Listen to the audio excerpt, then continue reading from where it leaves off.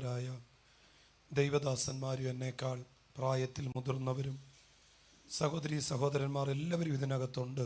പ്രത്യേകിച്ച് ഇങ്ങനെയുള്ള മീറ്റിങ്ങുകളിൽ നമ്മുടെ പന്തലിനകത്തിരിക്കുന്നതിനേക്കാൾ കൂടുതൽ പന്തലിന് വെളിയിലും ഒക്കെ ഇരുന്ന് ദൈവവചനം കേൾക്കുന്ന എല്ലാ നല്ലവരായ ജനത്തിനും യേശുവിൻ്റെ നാമത്തിലുള്ള വന്ദനത്തെയും സ്നേഹത്തെയും അറിയിക്കും. ഒത്തിരി ദൈവദാസന്മാരുടെ മുഖം ഞാൻ ഇതിനകത്ത് കാണുന്നു.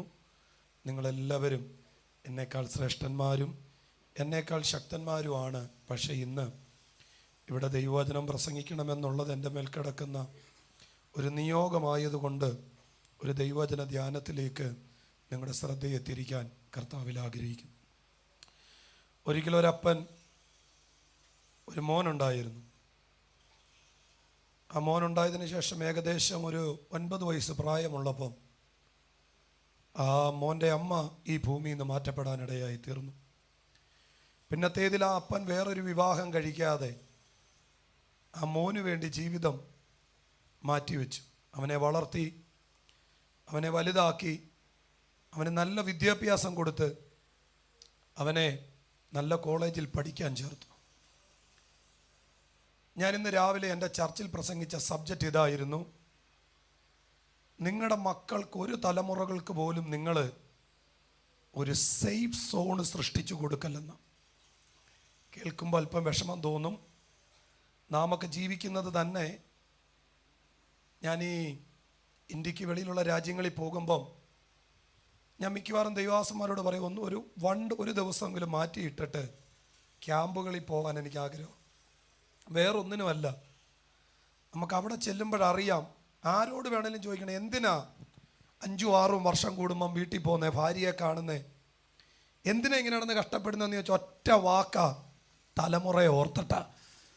എത്ര പേർക്ക് ഞാൻ പറയുന്നത് മനസ്സിലാകുന്നുണ്ട്? എന്താ ഇവിടെ ഇരിക്കുന്ന ആരോട് ചോദിച്ചാലും, ഇന്ന് സൺഡേ ആയതുകൊണ്ട് കാണത്തില്ല, നാളെ തിങ്കളാഴ്ച എന്ന് പറഞ്ഞൊരു ദിവസമുണ്ട്, എൻ്റെ അപ്പം കിളയ്ക്കാൻ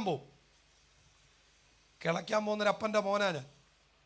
എൻ്റെ അപ്പനോട് നിങ്ങൾ ചോദിക്കണം, രാവിലെ മുതൽ വൈകുന്നേരം വരെ ഈ വെയിലടിച്ച് നിന്ന് കിളയ്ക്കുന്ന എന്തിനാന്ന് ചോദിച്ചാൽ പറയും, എൻ്റെ മക്കൾക്ക് വേണ്ടിയാണ്. എന്നാൽ എല്ലാ അപ്പൻ്റെയും അമ്മമാരുടെയും അകത്തൊറ്റ വിഷനേ ഉള്ളു: ഞങ്ങളുടെ തലമുറകൾ നല്ലൊരു നിലയിലാകണം. അതിന് നിങ്ങൾ സമ്പാദിക്കുന്ന പണം കൊണ്ട് പറ്റത്തില്ല, നിങ്ങൾ സമ്പാദിച്ചു വെക്കുന്ന വസ്തുവകകൾ കൊണ്ട് പറ്റത്തില്ല.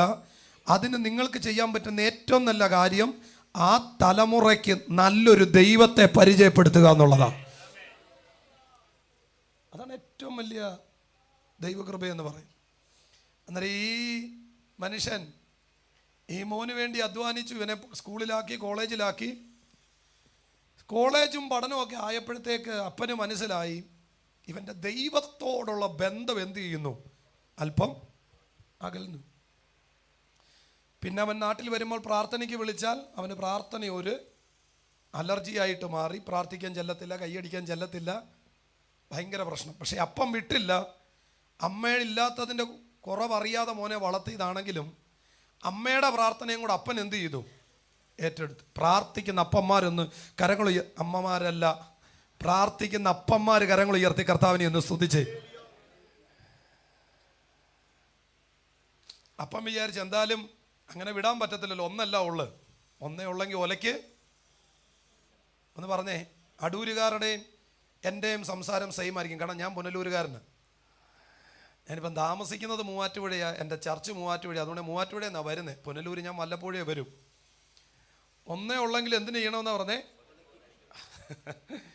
ഇപ്പോഴത്തെ പിള്ളേരെ നിങ്ങൾ ഒലക്കൊക്കെ അടിക്കരുത്, അവന്മാർ ഒരലെടുത്ത് നിങ്ങളെ അടിക്കും. അന്നേരം ഈ അപ്പം വിചാരിച്ച് എന്തായാലും പറഞ്ഞിട്ട് കാര്യമില്ല. ഈ ഒരു പരിധിയില്ലേ അല്ലേ, മക്കളെയൊക്കെ തല്ലുന്നതിനൊരു പ്രായത്തിന് ശേഷം മക്കളെ തല്ലുന്ന അപ്പന്മാരൊക്കെ ഭോഷന്മാരാണ്. ഒരു പ്രായത്തിന് മുമ്പ് മക്കളെ തല്ലാത്ത അപ്പന്മാരും ഭോഷന്മാരാണ്. ഞാനിന്ന് രാവിലെ ആരാധന നടന്നുകൊണ്ടിരിക്കുമ്പോൾ എൻ്റെ മോനൊരു അടി കൊടുത്തു. ഒരു മോൻ്റെ അപ്പനാണ് ഞാനും. എൻ്റെ മോനൊരു അടി കൊടുത്തു. എന്നെ ചർച്ചിലുള്ള കുറച്ച് പേര് വന്നിട്ട് പറഞ്ഞു, കുഞ്ഞല്ലേ അവന് മനസ്സിലാകത്തില്ല. ഞാൻ പറഞ്ഞു, കുഞ്ഞുനാളി അടിച്ചാലേ വലുതാകുമ്പോൾ മനസ്സിലാകത്തുള്ളൂ എന്ന് പറഞ്ഞു. അന്നേരം ഈ മനുഷ്യൻ പ്രാർത്ഥിക്കാൻ തുടങ്ങി. ഇവൻ എപ്പം വന്നാലും ഇവൻ ആരാധനയ്ക്ക് ചെല്ലത്തില്ല, പ്രാർത്ഥിക്കത്തില്ല. ഒരു ദിവസം വിളിച്ച് ഇവൻ അപ്പൻ്റെ ശല്യം തീർക്കാൻ വേണ്ടി ഇവൻ എന്ത് ചെയ്തെന്നറിയാവോ? പ്രാർത്ഥനയ്ക്ക് ചെന്നിരുന്നു. എന്നിട്ട് ഇവൻ ഇവനൊരു ഏകദേശം ഒരു 7-8-9 വർഷത്തിന് ശേഷമാണ് പ്രാർത്ഥന. അവൻ വലിയ ഡോക്ടറൊക്കെ ആയി. ഒരു 9-10 വർഷത്തിന് ശേഷമാണ് അവൻ എന്ത് ചെയ്യുന്നത്? പ്രാർത്ഥനയ്ക്ക് എന്നിരിക്കുന്നത്. അവിടെ പ്രാർത്ഥനയ്ക്ക് അവൻ ചെന്ന്, അവൻ്റെ 10 മണിയായപ്പോഴും കണ്ട് ചെന്ന്, സത്യത്തിൽ അവൻ ചെന്നപ്പം മുതൽ അവന് പ്രശ്നമായി. കാരണം എങ്ങനെങ്കിലും ഇതിനകത്തുനിന്ന് എന്ത് ചെയ്യണമെന്ന് ഇറങ്ങണം. അവൻ നോക്കുമ്പം കാണാം കസേരയൊന്നുമില്ല ചർച്ചിനകത്ത്, എല്ലാം വായിക്കാത്തൊക്കെ ഇരുന്ന് എന്ത് ചെയ്യുന്നേ, ആരാധിക്കും. അവൻ നോക്കിയപ്പം കാണാം കുറേ ആൾക്കാർ സ്പ്രിങ് പോലെ ഇങ്ങനെ പോവാ, മേപ്പോട്ടും താപ്പോട്ടും. ഈ കസേര അല്ലാതെ തറയിലിരുന്ന് ആരാധിച്ച് ശീലമുള്ളവരെന്ന് കര ഉയർത്തി. ഞാൻ ചിലത് പ്രസംഗിച്ച് വരുമ്പം ചിലർ എൻ്റെ കൂടെ വരും. സ്പ്രിങ് പോലെ ഇങ്ങനെ പോകും. അവൻ നോക്കിയപ്പോൾ ഒരു കൂട്ടർ ഇങ്ങനെ സ്പ്രിങ് പോലെ പോകുന്നു. ചിലർ, ഒരുത്തനാണെങ്കിൽ ആരോടോ വൈരാഗ്യമുള്ളതുപോലെ ഡ്രം അടിച്ച് പൊട്ടിക്കുമോ. ഈ പണ്ടൊരിക്കലും ഒരു ചർച്ചിൽ എപ്പോൾ സാക്ഷിക്ക് സമയം കൊടുത്താലും ഒരു അപ്പച്ചനുണ്ട്. അപ്പച്ചൻ എഴുന്നേറ്റ് ആരെയെങ്കിലും ഒന്ന് കുത്താതെ എന്ത് ചെയ്യത്തില്ല, ഇരിക്കത്തില്ല.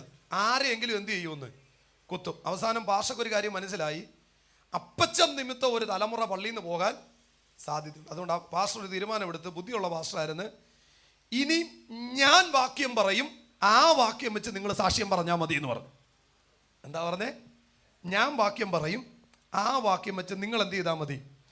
പാസ്റ്റർ ബുദ്ധിമാനായതുകൊണ്ട് പാസ്റ്റർ ഉൽപ്പത്തി പുസ്തകം 1-ാം അധ്യായത്തിൽ 1-ാമത്തെ വാക്യം എടുത്ത്, ആദിയിൽ ദൈവം ആകാശവും, ഈ വാക്യം വെച്ച് എന്നാ കുത്താനാ.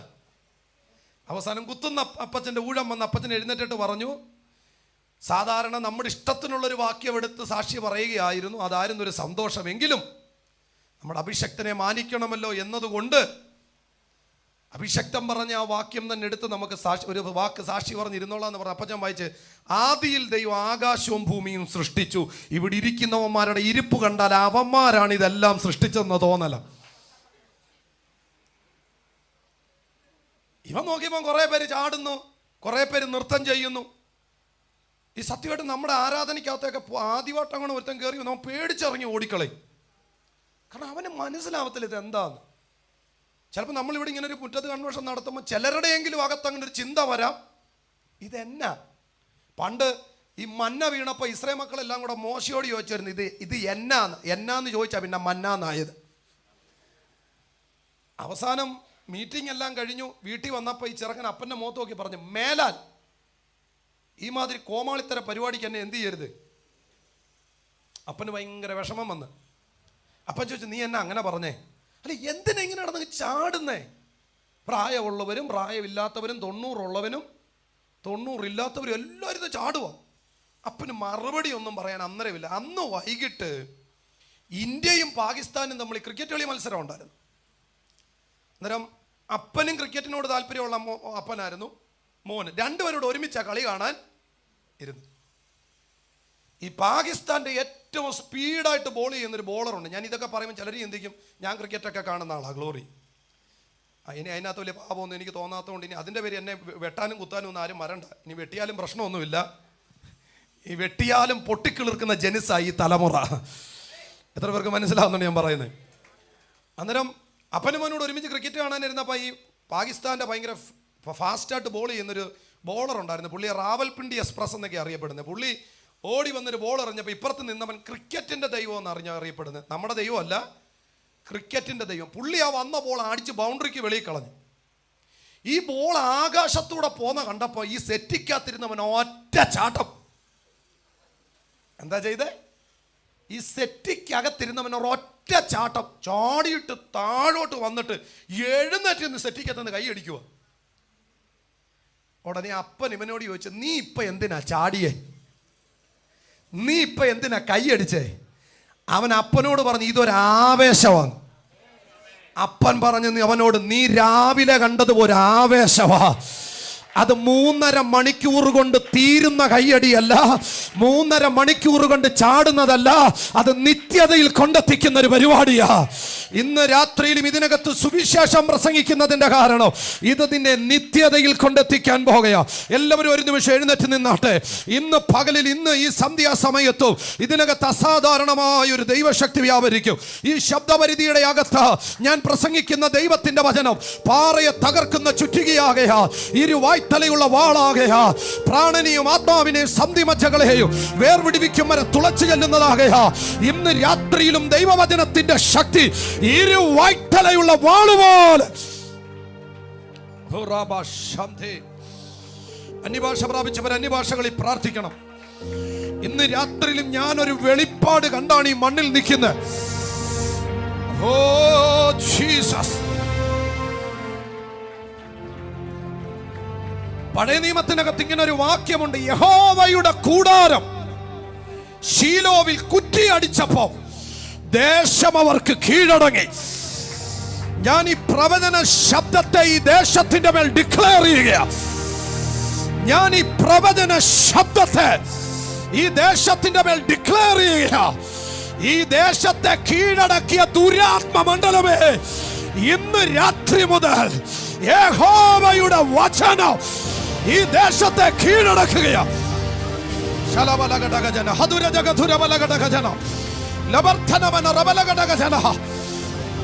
കൃപയുള്ളവര് പ്രാർത്ഥിക്കണം.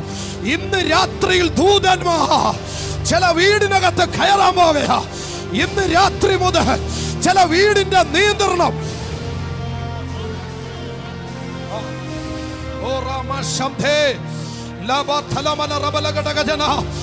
ഇന്ന് പകലിൽ ചില പോരാളികൾ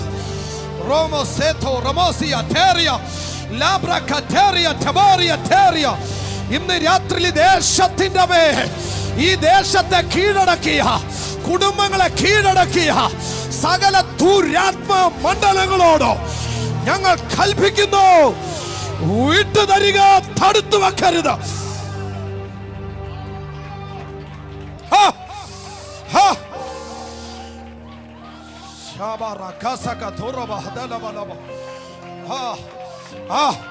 ഇന്ന് രാത്രിയിലെ ദൈവശക്തി ശരീരങ്ങളുടെ മേൽ, കുടുംബങ്ങളുടെ മേൽ, തലമുറകളുടെ മേൽ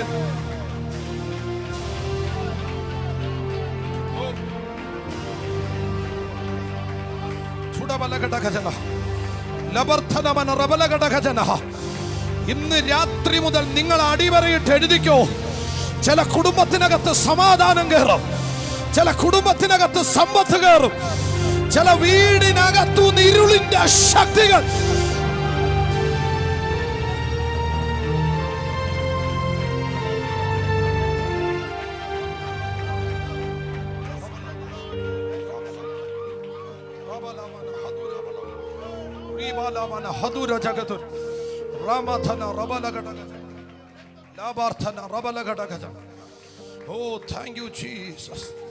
ഈ 3 ദിവസം ഇവിടെ ഇങ്ങനെ ഒരു മീറ്റിംഗ് വെക്കാൻ IPC ചർച്ചിനും ഗോസ്പൽ ടീമിനും അകത്തു ഒരു നിയോഗം തോന്നിയത് വെറുതെ അല്ല. ദേശത്തെ ദൈവം നിങ്ങളുടെ കരത്തിൽ തരാൻ പോകുക. ഞാൻ ആത്മാവിൽ കാണുന്നു, നമ്മുടെ പിതാക്കന്മാരുടെ കാലഘട്ടത്തിൽ ചലിച്ച ഒരു സുവിശേഷത്തിന്റെ ശക്തി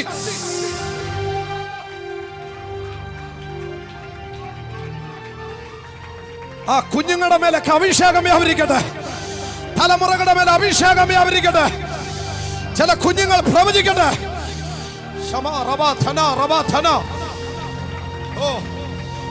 ഇതൊരു കൺവെൻഷനായിട്ട് കാണാതെ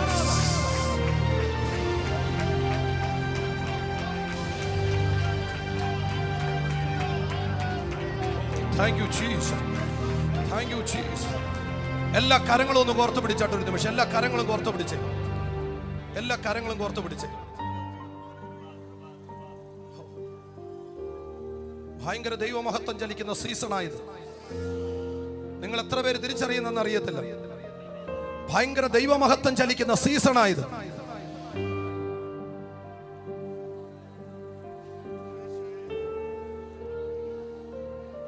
ഓ, in the name of Jesus. ഞാൻ മണിക്കൂറുകൾ ഡ്രൈവ് ചെയ്തിട്ടാണ് ഇവിടോട്ട് എത്തിയത്. പക്ഷെ ഞാൻ യാത്ര ചെയ്യുമ്പോഴെല്ലാം എൻ്റെ അകത്തളത്തിൽ ദൈവം എന്നോട് പറഞ്ഞു, അടുത്തൊരു തലമുറ ഈ സുവിശേഷത്തിന്റെ തീയുമായി.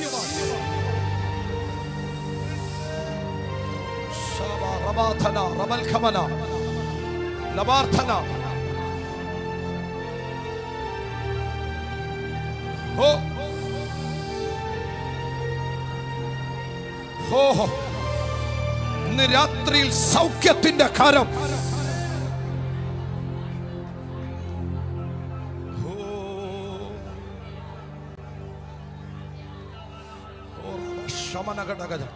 നിങ്ങളിവിടെ പ്രാർത്ഥിച്ചാ മതി, നിങ്ങളിവിടെ പ്രാർത്ഥിച്ചാ മതി, നിങ്ങളിവിടെ പ്രാർത്ഥിച്ചാ മതി.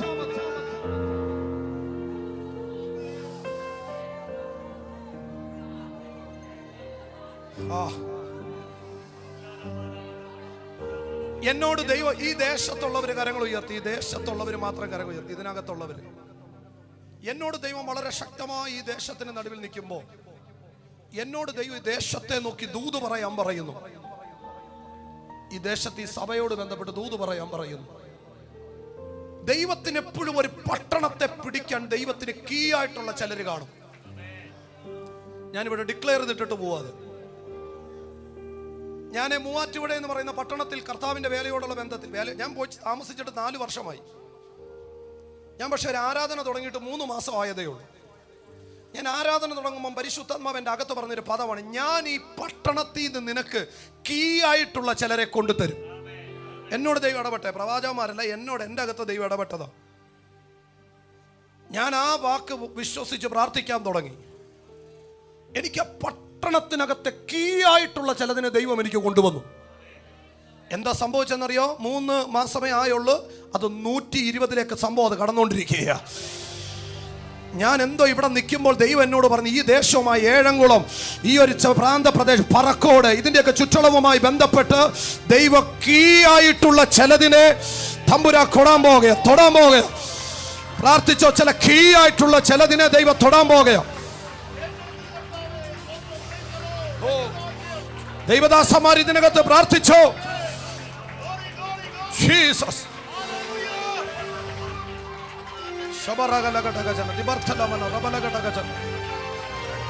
Oh, in the name of Jesus, in the name of Jesus, in the name of Jesus.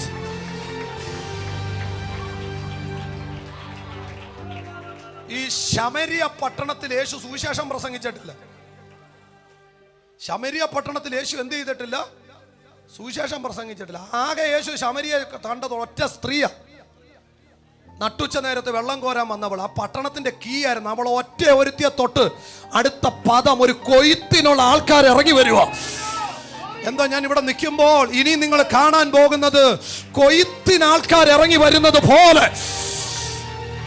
Oh, in the name of Jesus. ഞാൻ ആ വേർഡ് പറഞ്ഞു, ഈ ദേശത്തെ മുഴുവൻ വീടുകളിൽ, ഈ ദേശത്തെ മുഴുവൻ, ഓ, കൊയ്ത്തിന് നിലം വെളുത്തു കിടക്കുന്നത് പോലെ ഇന്ന് രാത്രിയിൽ ദൈവദാസന്മാർ ആ ദൂതിനെ ഡിക്ലെയർ ചെയ്ത്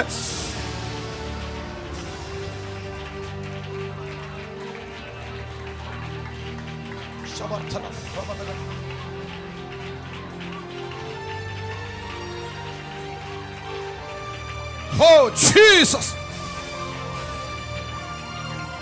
ഞാൻ ആ വെളിപ്പാടിൽ നിന്നോണ്ട് ഞങ്ങൾ ഒരുമിച്ച് കരങ്ങൾ ഉയർത്തി, എല്ലാ കരങ്ങളും സ്വർഗത്തിലേക്ക് ഉയർത്തി ഞങ്ങൾ ഒരുമിച്ച് പ്രാർത്ഥിക്കുന്നു. ഒരു വലിയ കൊയ്ത്ത് ഈ ദേശത്ത് നടക്കട്ടെ യേശുവിന്റെ നാമത്തിൽ. ആകാശത്തിന്റെ കീഴെ ഭൂമിക്കു മീതെ യോഗ്യമായ ഒറ്റ നാമം, യേശുവിന്റെ നാമത്തിൽ. ഈ ദേശത്തുനിന്ന് ഒരു വലിയ കൊയ്ത്ത് നടക്കാൻ ഞങ്ങൾ ഒരുമിച്ച് പ്രാർത്ഥിക്കും. സ്വർഗം അത് ചെയ്യും യേശുവിന്റെ നാമത്തിൽ തന്നെ. ഞാനൊരു ചെറിയ വചനം നിങ്ങളോട് പറഞ്ഞ് ഇരുന്നാട്ട് ഒരു ചെറിയ വചനം നിങ്ങളോട് പറഞ്ഞ് രാത്രിയിൽ പ്രാർത്ഥിക്കാൻ പോകും. മോനെ, നീ ഒന്ന് ബാക്ക് സപ്പോർട്ട് തന്നാൽ സന്തോഷമാണ്. ഹോശിയ പ്രവചനം 6-ാം അധ്യായം, അതിൻ്റെ, എനിക്ക് വേറൊരു മൈക്ക്, ഞാൻ ഈ മൈക്ക് എടുത്തോട്ടെ.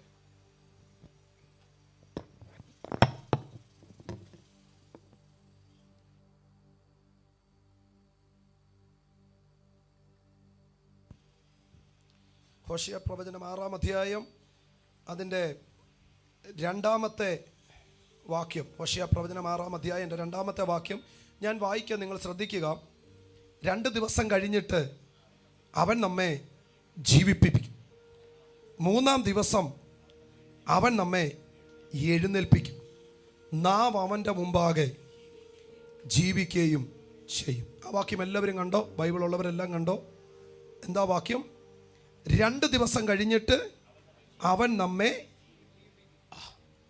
3-ാം ദിനം അവൻ നമ്മെ എഴുന്നേൽപ്പിക്കും, നാം അവൻ്റെ മുൻപാകെ ജീവിക്കുകയും ചെയ്യും. ഞാൻ എൻ്റെ അകത്തിവിടെ ഞാൻ പ്രസംഗിക്കണമെന്ന് ചിന്തിച്ചൊരു വചനം യെശയ്യാപ്രവചനം 6-ാം അധ്യായമായിരുന്നു. കരുവേലകവും കരിമരവും വെട്ടിയാൽ കുറ്റി ശേഷിപ്പിനെ കുറിച്ച് പ്രസംഗിക്കാനാണ് ഞാൻ ആഗ്രഹിച്ചത്. പക്ഷേ ഞാൻ ഈ കസേര വന്നിരുന്നപ്പോൾ ഞാൻ കർത്തദാസനോട് ഇങ്ങനെ പറഞ്ഞു, മെസ്സേജ് മാറി എന്ന് പറഞ്ഞു. ദൈവം എന്നോട് പറഞ്ഞു, ഒരു 3-ാം ദിനം ഈ ശബ്ദം കേൾക്കുന്ന ആരുടെയൊക്കെയോ ജീവിതത്തിൽ, ഈ ശബ്ദപരിധിക്കകത്ത് ഈ ശബ്ദപരിധിക്കകത്തിരുന്ന് കേൾക്കുന്ന ആരുടെയൊക്കെയോ ജീവിതത്തിൽ ഒരു 3-ാം ദിനം വെളിപ്പെട്ട് വരാൻ പോകുകയാണ്. ഇന്ന് രാത്രിയിൽ വചനം വെച്ച് ഞാൻ വിളിച്ചു പറയുകയാ, ജീവിക്കത്തില്ലെന്ന് പറഞ്ഞ നീ ജീവിക്കുന്ന 3-ാം ദിനം, എഴുന്നേക്കത്തില്ലെന്ന് പറഞ്ഞ നീ എഴുന്നേൽക്കുന്ന 3-ാം ദിനം. എനിക്കറിയില്ല, ഇന്ന് രാത്രിയിൽ ഈ ദൂത് ഈ ദേശത്ത് ചിലതിനെ നോക്കി. നിങ്ങൾക്കറിയാവോ, വേദപുസ്തകത്തിലേക്കും ഏറ്റവും പ്രതീക്ഷയുള്ള ഒരു ദിനമാണ് ഏത്? 3-ാം ദിനം. 66 പുസ്തകം നിങ്ങൾ എടുത്താൽ 66 പുസ്തകത്തിനകത്ത് ഏറ്റവും പ്രതീക്ഷയുള്ള ദിവസമാണ് ഏത്? 3-ാം ദിനം. ആ ദിനം തന്നെ ഇന്ന് ഈ സ്ഥലത്ത് പറയണമെന്നുള്ളത് ദൈവത്തിൻ്റെ നിയോഗമായതുകൊണ്ട് ഞാൻ ഇതിനകത്തിരിക്കുന്ന ചില വ്യക്തികളോട്, ഈ ശബ്ദപരിധിക്കകത്തിരിക്കുന്ന ചിലരോട് പറയുന്നു, ഈ വായിച്ച 3 വാക്യങ്ങൾ നിങ്ങളുടെ ജീവിതത്തിൽ സംഭവിക്കാൻ പോവുക. എത്ര പേർക്ക് ഉറപ്പുണ്ട് ഇതിനകത്ത്? ഞാൻ പണ്ട് അടുക്കും ചിട്ടയോടും കൂടി ഞാൻ പ്രസംഗിക്കാൻ തുടങ്ങിയിട്ട് 16 വർഷമായി. 19ാമത്തെ വയസ്സിൽ പ്രസംഗിക്കാൻ തുടങ്ങിയത്.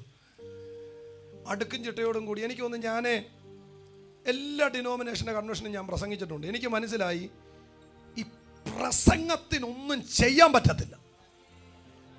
എത്ര പേര് എൻ്റെ കൂടെ ഉണ്ട്? പക്ഷെ പ്രസംഗത്തിനകത്തൂടെ വെളിപ്പെട്ടു വരുന്ന ദൈവശക്തിക്ക്, എൻ്റെ സ്നേഹിതനായ കൊല്ലാടുള്ള പാസ്റ്റർ ദീപു കൊല്ലാടെന്ന് അദ്ദേഹത്തിൻ്റെ പേര്, എൻ്റെ സ്നേഹിതന്. അദ്ദേഹം ഡൽഹിയിൽ നോയിഡ എന്ന് പറയുന്ന സ്ഥലത്താണ് ജീവിക്കുന്നത്. ഒരു ദിവസം ഒരു അർദ്ധരാത്രിയിൽ തൻ്റെ ഫോണിൽ ഒരു കോള് വന്നു. ഒരു 1 മണി 1:30 2 മണി ടൈമിൽ. സാധാരണ അർദ്ധരാത്രിയിലൊക്കെ കോള് വിളിച്ചാൽ ഞാൻ എടുക്കാറില്ല, ദീപു എടുത്തു. ദീപു എടുത്തപ്പം ആ മറു ഫോണിൽ നിന്ന് വരുന്നത് ഒരമ്മയുടെ കരച്ചില. ദീപു പറഞ്ഞ് ആൻറ്റി എന്ന് വിളിച്ചു. ആൻറ്റി കരയാതെ കാര്യം പറയാൻ പറഞ്ഞു. അവർ പറഞ്ഞു, എൻ്റെ ഹസ്ബൻഡും ഞാനും ഒരുമിച്ചിരുന്നാ വിളിക്കുന്നേ, ഞങ്ങൾ രണ്ടുപേരും ഡിപ്രഷനിലേക്ക് പോകുവാണോ എന്നൊരു സംശയം ഞങ്ങൾക്ക് വരികയാണ്. പാസ്റ്ററുടെ ഒരു ചെറിയ വീഡിയോ കണ്ട് ആ വീഡിയോയ്ക്കകത്തുനിന്ന് കയറി തപ്പിയെടുത്താണ് പാസ്റ്ററുടെ നമ്പർ ഞങ്ങൾക്ക് കിട്ടിയത്. ദീപു ചോദിച്ചു, ഈ രാത്രി വിളിച്ചിട്ട് ഇത് പറയണ്ടേ, കാര്യം പറ, എന്തുവാന്ന്? അവർ പറഞ്ഞു, പാസ്റ്ററെ ഞങ്ങളുടെ മോന് വേണ്ടി ഒന്ന് പ്രാർത്ഥിക്കണം. ദീപു ചോദിച്ചു, മോൻ എവിടാ? അവർ പറഞ്ഞു, 10 വർഷമായി ഞങ്ങളുടെ മോനെ ഞങ്ങൾ കണ്ടിട്ട്. എത്ര വർഷമാ? ഞാൻ എന്തുകൊണ്ടാണ് ഈ 3-ാം ദിനം എടുത്തതെന്ന് ചോദിച്ചാൽ, ഈ ദേശത്ത് അങ്ങനെ ചിലത് നടക്കാൻ പോകും, അതുകൊണ്ടാണ്. 10 വർഷമായി എന്ന് പറഞ്ഞാൽ ഞങ്ങളുടെ മോനെ ഞങ്ങൾ കണ്ടിട്ട്. ദീപു ചിന്തിച്ച്, 10 വർഷമായെന്ന് പറയുമ്പോൾ എവിടെയെങ്കിലും വല്ല വിദേശ രാജ്യത്ത് വല്ലോ ആയിരിക്കുമെന്ന് ചിന്തിച്ചു. അവർ പറഞ്ഞ, അല്ല, ഞങ്ങളുടെ വീട്ടിൽ തന്നെ, പക്ഷെ ഞങ്ങൾ കണ്ടിട്ട് 10 വർഷമായി. ഓ, എന്നാ ബാധയാ! ഞങ്ങളുടെ വീട്ടിൽ തന്നെ, പക്ഷെ മോനെ കണ്ടിട്ട് എത്ര വർഷമായി? 10 വർഷം. അവർ ചോദിച്ചു, ഞങ്ങളുടെ വീട് വരെ ഒന്ന് വരുമോ? ഈ ഡൽഹി, നോയിഡ പോലുള്ള സ്ഥലങ്ങളിൽ നിങ്ങൾക്കറിയാം, ഈ രാത്രിയിലൊന്നും ദൈവദാസന്മാരെ വിളിച്ചാൽ വിശ്വസിച്ച് എന്ത് ചെയ്യാൻ പറ്റത്തില്ല, ഇറങ്ങിച്ചെല്ലാൻ പറ്റത്തില്ല. അദ്ദേഹം പറഞ്ഞു, രാവിലെ ഞാൻ വരാമെന്ന് പറഞ്ഞു. അവർ പറഞ്ഞു, രാവിലെ വരണ്ട, വൈകിട്ട് വന്നാൽ മതി എന്ന് പറഞ്ഞു. ദീപുവിന് ചെറിയൊരു പേടിയുണ്ടായിരുന്നു, എങ്കിലും പ്രാർത്ഥിച്ചപ്പം തമ്പുരാൻ പറഞ്ഞു പൊക്കോളാൻ പറഞ്ഞു. അദ്ദേഹം പോയി. ആ വീട്ടിൽ ചെന്ന് കയറി. ദീപു പറയുന്ന ഒരു 3-4 വില കൂടിയ 3-4 കാറ് കിടപ്പുണ്ട്, വലിയ വീട്. ചെന്നാൽ തന്നെ അറിയാം ഭയങ്കര പണമുള്ള വീട്. ചെന്ന് കയറിയപ്പം അപ്പനും അമ്മയും ഫ്രണ്ടിൽ ഇരിപ്പുണ്ട്. കാര്യം ചോദിച്ചു, കാര്യം പറഞ്ഞു. ദീപു ചോദിച്ചു, മോനെ 10 വർഷമായിട്ട് കാണാതിരിക്കാം, മോൻ എവിടാന്ന് ചോദിച്ചു. അവർ പറഞ്ഞു, മോൻ ഇവിടെ ഉണ്ട്, പക്ഷെ ഞങ്ങൾ കാണാറില്ലെന്നേ ഉള്ളൂ. ദീപു ചോദിച്ചു, എന്നാ കാര്യം? അവർ പറഞ്ഞു, വേറൊന്നുമല്ല, അവൻ ഈ വീടിൻ്റെ മേളത്തെ നിലയിലാണ് താമസിക്കുന്നത്. എവിടെ താമസിക്കുന്നേ? അവൻ ഞങ്ങളെ കാണണ്ടാത്തത് കൊണ്ട് വെളിയിൽ കൂടെ സ്റ്റെയർ കെട്ടി മേളത്തെ നിലയിൽ കയറും. എന്നുവെച്ചാൽ വെളിയിൽ കൂടെ സ്റ്റെയർ ഇട്ടേക്കും അവന് കയറാൻ, കാരണം ആരുമായിട്ടും ബന്ധമില്ല. ദീപു ചോദിച്ചു, അവൻ എന്തുവാ ചെയ്യുന്നേ? അവൻ്റെ ജോലി എന്ന് പറയുന്നത് ഇന്ന് നാം എല്ലാം അറിയപ്പെടുന്ന ഒരു സോഫ്റ്റ്വെയർ ഫീൽഡിൻ്റെ ഏറ്റവും ടോപ്പിൽ അവനിരിക്കുന്നത്. അതുകൊണ്ടുള്ള പ്രത്യേകത, ഡേയോ ഓർ നൈറ്റ് അവന് ഇഷ്ടമുള്ള സമയത്ത് ജോലി തിരഞ്ഞെടുക്കാം. പക്ഷേ അവൻ തിരഞ്ഞെടുത്തത് നൈറ്റിലെ വർക്കാണ്. എന്താ എന്നുവെച്ചാൽ വർഷങ്ങളായിട്ട് ഇവൻ എന്താ ചെയ്യുന്നത്? ഇവൻ ജോലി ചെയ്യുന്നത് നൈറ്റിലാണ്. അപ്പനും അമ്മയും പറഞ്ഞൊരു കാര്യമുണ്ട്, നൈറ്റിൽ വർക്ക് ചെയ്യുമ്പോൾ ഒരു പ്രത്യേകത, ആ കമ്പനി അവർക്ക് ഇഷ്ടമുള്ള പോലെ ജീവിക്കാം, ഇഷ്ടമുള്ളത് എന്തും എടുക്കാം, ഇഷ്ടമുള്ളത് എന്തും ചൂസ് ചെയ്യാം. അങ്ങനെ മദ്യത്തിനും എന്തിനാ പറയുന്നത് പെണ്ണിനും എല്ലാം ഇവൻ അഡിക്റ്റഡായി. ഇവന് പകല് കാണുന്നത് ഇഷ്ടമല്ല. എന്തുവാ? പകല് കാണുന്നത് ഇഷ്ടമല്ല. ഇവൻ വെളുപ്പാങ്കാലത്ത് വരും, കയറിക്കിടന്ന് ഉറങ്ങും, രാത്രിയാകുമ്പോൾ തിരിച്ചിറങ്ങി ജോലിക്ക് പോകും. ഒറ്റ മോന, ഒന്നും ചെയ്യാൻ പറ്റത്തില്ല. ദീപു അവിടെ നിന്നുകൊണ്ട് ദീപുവിനോട് പരിശുദ്ധാത്മാവ് ഒരു കാര്യം പറഞ്ഞു. ദീപുവിൻ്റെ അകത്ത് ആ ദൈവദാസനോട്, നീ ഒരു കാര്യം ചെയ്യ്, അവൻ്റെ റൂമിലൊന്ന് ചെന്ന് കയറാൻ പറഞ്ഞു. ശ്രദ്ധിക്കണം, ഇന്ന് രാത്രി ഞാൻ ഈ 3-ാം ദിനം എടുത്തത് എന്തിനാന്ന് ഇത് പറഞ്ഞിട്ട് ഞാൻ മെസ്സേജ് കയറുമ്പോൾ ഈ രാത്രിയിൽ ഈ ദേശത്ത് ഇതിൻ്റെ പ്രദർശനങ്ങൾ നടക്കും. പിശാച് എത്ര ചിലതിനെ കെട്ടിയിട്ടാലും, പിശാച് എത്ര ചിലതിനെ മൂടി വെച്ചാലും, ഈ രാത്രി ഇരുവായ്ത്തലയുള്ള വാള് ചില വീട്ടിനകത്ത് ഇറങ്ങി ചിലതിന്റെ കെട്ടുകളെ അഴിച്ചു പുറത്തു കൊണ്ടുവരും.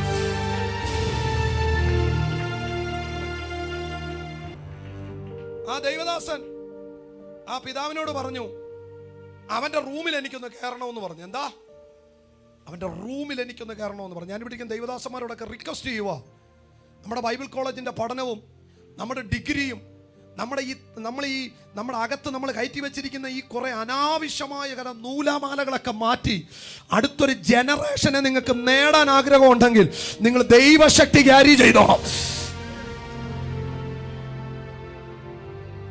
നിങ്ങളുടെ സംസാരം കൊണ്ടോ ഞാൻ ഈ തലമുറ റെപ്രസെൻറ്റേറ്റീവ് ചെയ്തുകൊണ്ട് ഞാൻ സംസാരിക്കുക. ഞാൻ എന്നെ പോലുള്ള തലമുറ നിങ്ങൾക്ക് ഇനി നേടണമെങ്കിൽ നിങ്ങളുടെ രാഷ്ട്രീയമോ നിങ്ങളുടെ സംഘടനയോ നിങ്ങളുടെ പരിപാടിക്കൊന്നും അടുത്ത തലമുറയെ നേടാൻ പറ്റത്തില്ല. ഈ തലമുറയെ നേടാൻ ഒറ്റ വഴിയേ ഉള്ളൂ, നിങ്ങൾ ദൈവശക്തി ക്യാരി ചെയ്യണം. ദൈവശക്തി ക്യാരി ചെയ്തോണം. നമ്മുടെ പണ്ടത്തെ പിതാക്കന്മാർക്ക് വെളിപ്പാടൊന്നും ഇല്ലായിരുന്നു, വലിയ വെളിപ്പാടൊന്നും ആരും പറയത്തൊന്നുമില്ലായിരുന്നു. അവർക്ക് ആകെ പറയാൻ അറിയായിരുന്നു, യേശു രക്ഷിക്കും, യേശു വിടിവിക്കും. പക്ഷെ അവർ പറയുമ്പോൾ ആ വീട്ടിനകത്ത് ദൂതന്മാർ ഇറങ്ങുമായിരുന്നു, അല്ലേ? ഇന്ന് വന്നപ്പോ എന്നാ വെളിപ്പാടുണ്ട്, പക്ഷെ ജീവിതമില്ല ഒരെണ്ണത്തിനും. അടുത്ത തലമുറ, എൻ്റെ ലക്ഷ്യം, ഞാൻ എവിടെ ദൂത് പറഞ്ഞില്ല, എൻ്റെ ലക്ഷ്യം ഇതാ, അടുത്ത തലമുറയെ പിശാച് തുടരുത്. നിന്റെ വീട്ടിൽ ഒറ്റ ഒരെണ്ണത്തെ പിശാച് തുടരുത്. നിന്റെ തലമുറയിൽ ഒറ്റ ഒരെണ്ണത്തെ പിശാച് തുടരുത്. നിന്റെ ഒരു തലമുറ ഓടയ്ക്കകത്ത് കിടക്കരുത്. നിന്റെ ഒരു തലമുറ ബാറിനകത്ത് കിടക്കരുത്. നിന്റെ ഒരു തലമുറ ഒരു മയക്കുമരുന്നിനും അഡിക്റ്റ് ആകരുത്. ഒറ്റ വഴിയേ ഉള്ളൂ, ദൈവശക്തി ക്യാരി ചെയ്യുക. ദൈവശക്തി ക്യാരി ചെയ്യണം. ദൈവശക്തി ക്യാരി ചെയ്തോണം. ദീപു ചോദിച്ച ആ വീട് അവന്റെ റൂം എന്ന് തുറന്നു തരാമെന്ന് ചോദിച്ചു. എന്താ? അഭിഷക്തനെ ഒരു പ്രസംഗവും വേണ്ട, എൻ്റെ പിതാവിൻ്റെ പ്രായമുണ്ട്. ഞാൻ പണ്ട് പെരുമ്പാവൂര് പ്രസംഗിക്കാൻ ചെല്ലുമ്പോൾ KM ജോസഫ് അങ്കിൾ എന്നോട് ചോദിച്ചു, എടാ നിനക്ക് എൻ്റെ നീളം ഉണ്ടല്ലോടാ. KM ജോസഫ് അങ്കിൾ ഉണ്ടല്ലോ IPC-ക്കകത്തെ, ഈ എഴുന്നേറ്റ് നിന്ന തീ വ്യാപരിക്കുക മനുഷ്യൻ എഴുന്നേറ്റ് നിന്ന.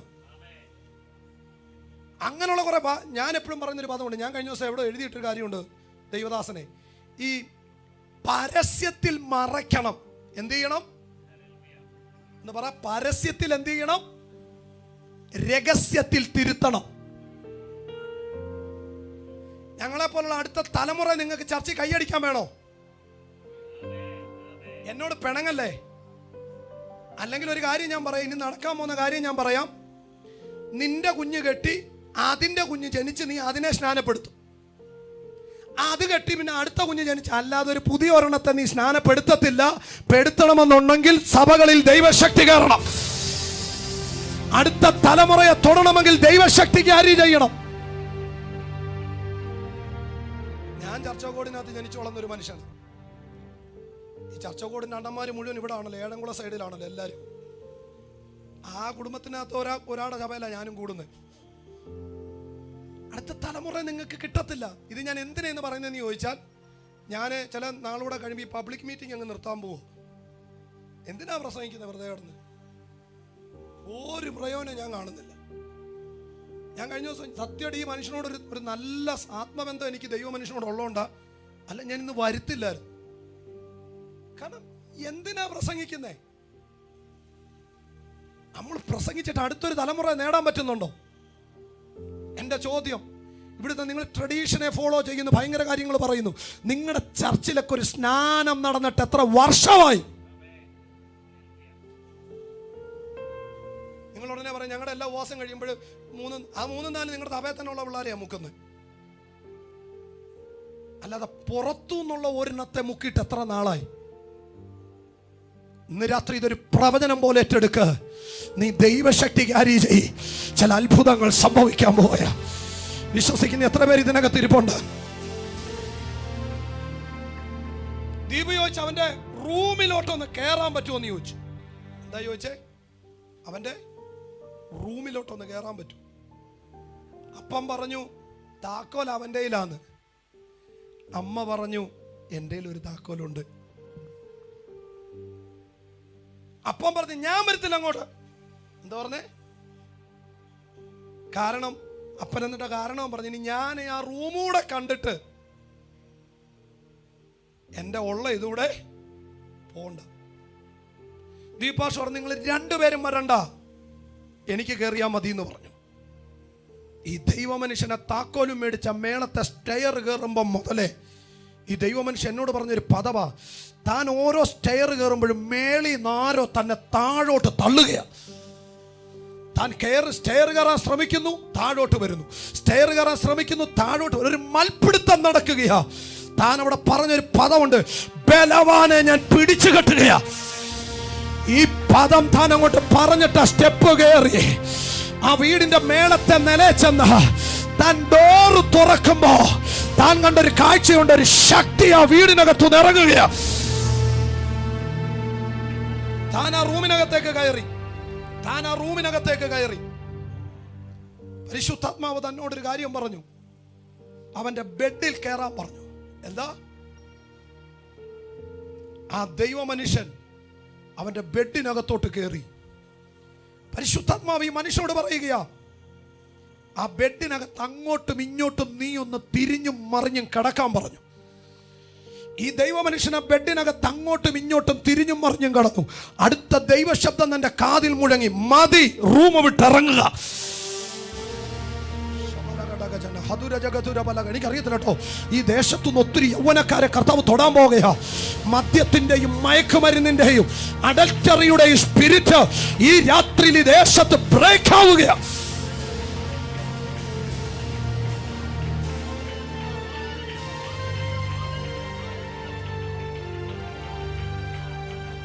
ഇദ്ദേഹം ആ ബെഡിൽ കയറി കിടന്നു. ബെഡിൽ നിന്ന് താൻ തിരിച്ചിറങ്ങി താഴോട്ട് വന്നു. ആ വിളിച്ച അപ്പനും അമ്മയും പറഞ്ഞു എന്നാ പിന്നെ നമുക്ക് പായിട്ടൊന്ന്. പുള്ളിക്കാരെ പറഞ്ഞു പായിട്ടൊന്നും പ്രാർത്ഥിക്കണ്ട, ഞാൻ വന്ന കാര്യം കഴിഞ്ഞെന്ന് പറഞ്ഞു. അദ്ദേഹം നേരെ നോയിഡയ്ക്ക് പോയി. പിറ്റേ ദിവസം അദ്ദേഹം പോകുന്നതിന് മുമ്പ് അവരോടൊരു കാര്യം പറഞ്ഞു, നാളെ നിങ്ങളുടെ മോൻ എന്നെ വിളിക്കാൻ പറയാം, അന്നേരം എന്നെ വിളിക്കണമെന്ന് പറഞ്ഞു. അങ്ങനെയുള്ള അഭിഷക്തന്മാരും ഉണ്ടെന്ന്. അദ്ദേഹം പോയി. പിറ്റേ ദിവസം വൈകിട്ട് ഇവൻ ഏർലി മോർണിംഗിൽ പ്രഭാതത്തിൽ പതുപോലെ വന്ന് റൂമിൽ കയറി. അപ്പനും അമ്മയും താഴെ ഇരുന്ന് പ്രാർത്ഥിക്കാൻ തുടങ്ങി. ഒരു 1/2 മണിക്കൂർ കഴിഞ്ഞ് ഒരു 3/4 മണിക്കൂറായപ്പം 10 വർഷത്തിന് ശേഷം മുകളിൽ നിന്നൊരു വിളി, അപ്പാ. അടുത്ത വിളി അമ്മേ. അത് വെറും വിളിയല്ലായിരുന്നു, നിലവിളിയായിരുന്നു. ഒന്ന് കയറി വരുവോ? എന്താ ചോദിച്ച? ഒന്ന് കയറി വരുവോ? ശബ്ദം കേട്ട മാത്രയിൽ 10 വർഷത്തിന് ശേഷമുള്ള വിളിയല്ലേ. അപ്പനും അമ്മയെ ഓടിച്ചെല്ലുമ്പം കാണുന്ന കാഴ്ച, അവനെ കട്ടിലിൽ കമന്ന് കിടന്ന് കരയുകയാ. ഞാനിത് വെറുതെ പറയുന്ന കാര്യമല്ല. എന്താ സംഭവിച്ചേ? ഒന്നും ചെയ്തില്ല. ശക്തി വഹിച്ച ഒരു മനുഷ്യൻ ആ റൂമിനകത്ത് കയറിയപ്പോൾ 10 വർഷമായി ബന്ധിച്ച ദുരാത്മാവ് ആ റൂം വിട്ടുപോയെങ്കിൽ ഇന്ന് രാത്രിയിലും ഈ ദേശത്ത് 3 ദിവസം മുഴങ്ങിയ ദൈവത്തിന്റെ വചനം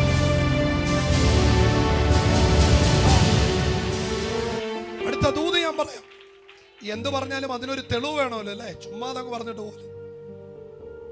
അപ്പനും അമ്മയും ചെല്ലുമ്പം കാണുന്ന കാഴ്ച, കട്ടിലേ കിടന്ന് കമന്ന് കിടന്ന് കരയുക. ആരും പ്രസംഗിച്ചില്ല, ആരും വചനം പറഞ്ഞു കൊടുത്തില്ല. എന്താ സംഭവിച്ചേ? സാന്നിധ്യം വഹിക്കുന്നവൻ റൂമിൽ കയറി. സാന്നിധ്യം വഹിക്കുന്നവൻ റൂമിൽ കയറി. അവൻ അടുത്ത ചോദ്യം,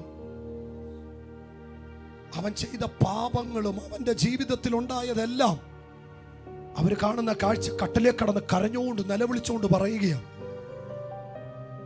അന്ന് പകലിൽ അവർക്ക് കിട്ടിയത് പുതിയ ഒരു മോനെയാ. ഇന്നാ മനുഷ്യൻ ഒരു ദൈവദാസനാ. നിങ്ങളുടെ നിയറായിട്ടുള്ള സ്ഥലത്ത് ആ മനുഷ്യൻ ദൈവദാസനായിട്ടുണ്ട്. ചെങ്ങന്നൂര് എന്ന് പറയുന്ന സ്ഥലത്ത് നിന്ന് അദ്ദേഹം പാസ്റ്ററായിട്ടുണ്ട്. ഞാൻ ഇവിടെ ഇരിക്കുന്ന ആരോടൊക്കെയാ പറയുക, ദൈവശക്തി ക്യാരി ചെയ്തു. അടുത്ത തലമുറയെ നീ പിടിക്കാൻ പോകുക. വിശ്വസിക്കുന്നവരെ കരങ്ങൾ അടിച്ച് യേശുവിന്റെ നാമത്തിൽ അടുത്ത തലമുറയെ പിടിക്കുന്ന, അടുത്ത തലമുറയെ ക്യാച്ച് ചെയ്യുന്ന, ദൈവശക്തി വഹിക്കുന്ന,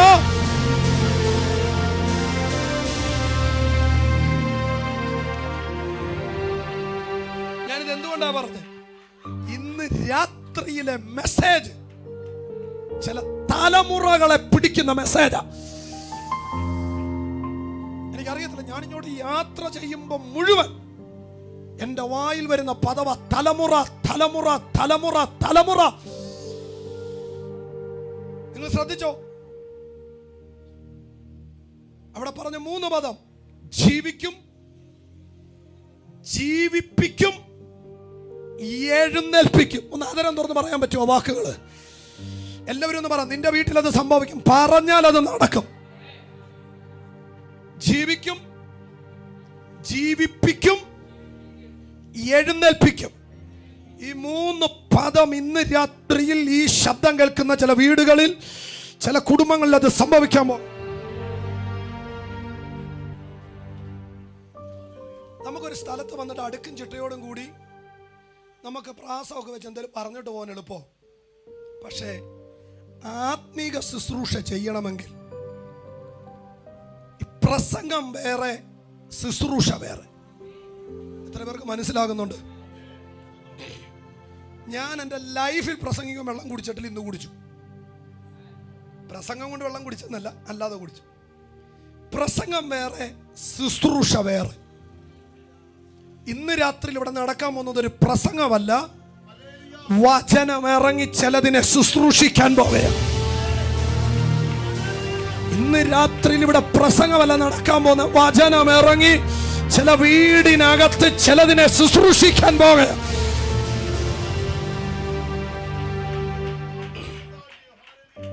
ശ്രദ്ധിച്ചേ, 2 ദിവസം കഴിഞ്ഞിട്ട്, അർത്ഥം 3-ാം ദിനം. നിങ്ങൾ വേദപുസ്തകം പഠിച്ചാൽ, എൻ്റെ ഓർമ്മ ശരിയാണെങ്കിൽ ഒരു 160ഓളം 3-ാം നാള് പലയിടത്തുനിന്ന് വേണമെങ്കിൽ പഴയ നിയമത്തിൽ നിന്നും പുതിയ നിയമത്തിൽ നിന്നും എല്ലാം കൂടെ കണ്ടെത്താൻ പറ്റും. പക്ഷെ ഞാൻ പുതിയ നിയമത്തിനകത്തുള്ള ഒരു 3-4 നാൾ നിങ്ങളോട് പറയത്തില്ല. ഒന്ന് പറഞ്ഞ് അതിൽ ഒരു 3-ാം നാൾ പറഞ്ഞ് പ്രാർത്ഥിക്കാൻ പോകും. വേദപുസ്തകത്തിനകത്ത് വെളിപ്പെട്ട 1-ാമത്തെ 3-ാം നാൾ ഏതാണെന്നറിയാവോ? ഇവിടെ ആരെങ്കിലും കാനാവിലെ, അത് യേശു ക്രിസ്തുവിന് 30 വയസ്സ് പ്രായമുള്ളപ്പം യേശുവിൻ്റെ ലൈഫുമായി ബന്ധപ്പെട്ടൊരു 3-ാം നാളാണ്. എന്നാൽ യേശുവിന് 12 വയസ്സ് പ്രായമുള്ളപ്പം വെളിപ്പെട്ടൊരു 3-ാം നാളുണ്ട്. അത് നിങ്ങൾക്ക്, എൻ്റെ ഓർമ്മ ശരിയാണ്, ലൂക്കോസിൻ്റെ സുവിശേഷത്തിലാണെന്നാണ്. എടുക്കാനൊക്കെ നമുക്ക് എടുക്കാനും സമയമൊന്നുമില്ല. എന്നോട് വെച്ച് കുറിവാക്യം വല്ലതും ഉണ്ടോ? ഞാൻ പറഞ്ഞ് എഴുതി വെച്ചൊന്നുമില്ല, അതുകൊണ്ട് കുറിവാക്യമില്ല. എന്താണോ കിട്ടുന്നത് അത് പറയും. എപ്പം നിർത്തണമെന്ന് തോന്നുന്നു അപ്പം നിർത്തും. ഗ്ലോറി. വേദപുസ്തകത്തിലെ 1-ാമത്തെ 3-ാം നാൾ ലൂക്കോസിൻ്റെ സുവിശേഷത്തിലാണ്. നിങ്ങൾ എന്നെ ശ്രദ്ധിച്ചാൽ മതി. ഞാൻ എന്തുകൊണ്ടാണ് തുടക്കത്തിൽ തലമുറയുടെ കാര്യം പറഞ്ഞത് നിങ്ങൾക്ക് മനസ്സിലാവും. യേശുവിന് 12 വയസ്സ് പ്രായമുള്ളപ്പോൾ യേശുവിൻ്റെ അപ്പനായ ജോസഫും യേശുവിൻ്റെ അമ്മയായ മറിയെ ഇവർ രണ്ടുപേരുടെ യഹൂദന്മാരുടെ ആചാര രീതി അനുസരിച്ച് യേശുവിനെയും കൊണ്ട് ആലയത്തിലേക്ക് പോയെന്ന് തിരുവചനം പറയും. എന്ത് ചെയ്തു? അവര് ആലയത്തിൽ ഉത്സവമൊക്കെ കണ്ട് നമ്മൾ ചിന്തിക്കുന്നതിനപ്പുറമുള്ള ഒരു ഫെസ്റ്റിവലാണ് യഹൂദന്റെ ഉത്സവങ്ങൾ. അപ്പനോമേലെ ആലയത്തിലെ ഉത്സവം എല്ലാം കണ്ട് കാഴ്ചകളും ദ്രവ്യങ്ങളും ഒക്കെ സമർപ്പിച്ച് അവരിങ്ങ് തിരിച്ചു പോന്നു.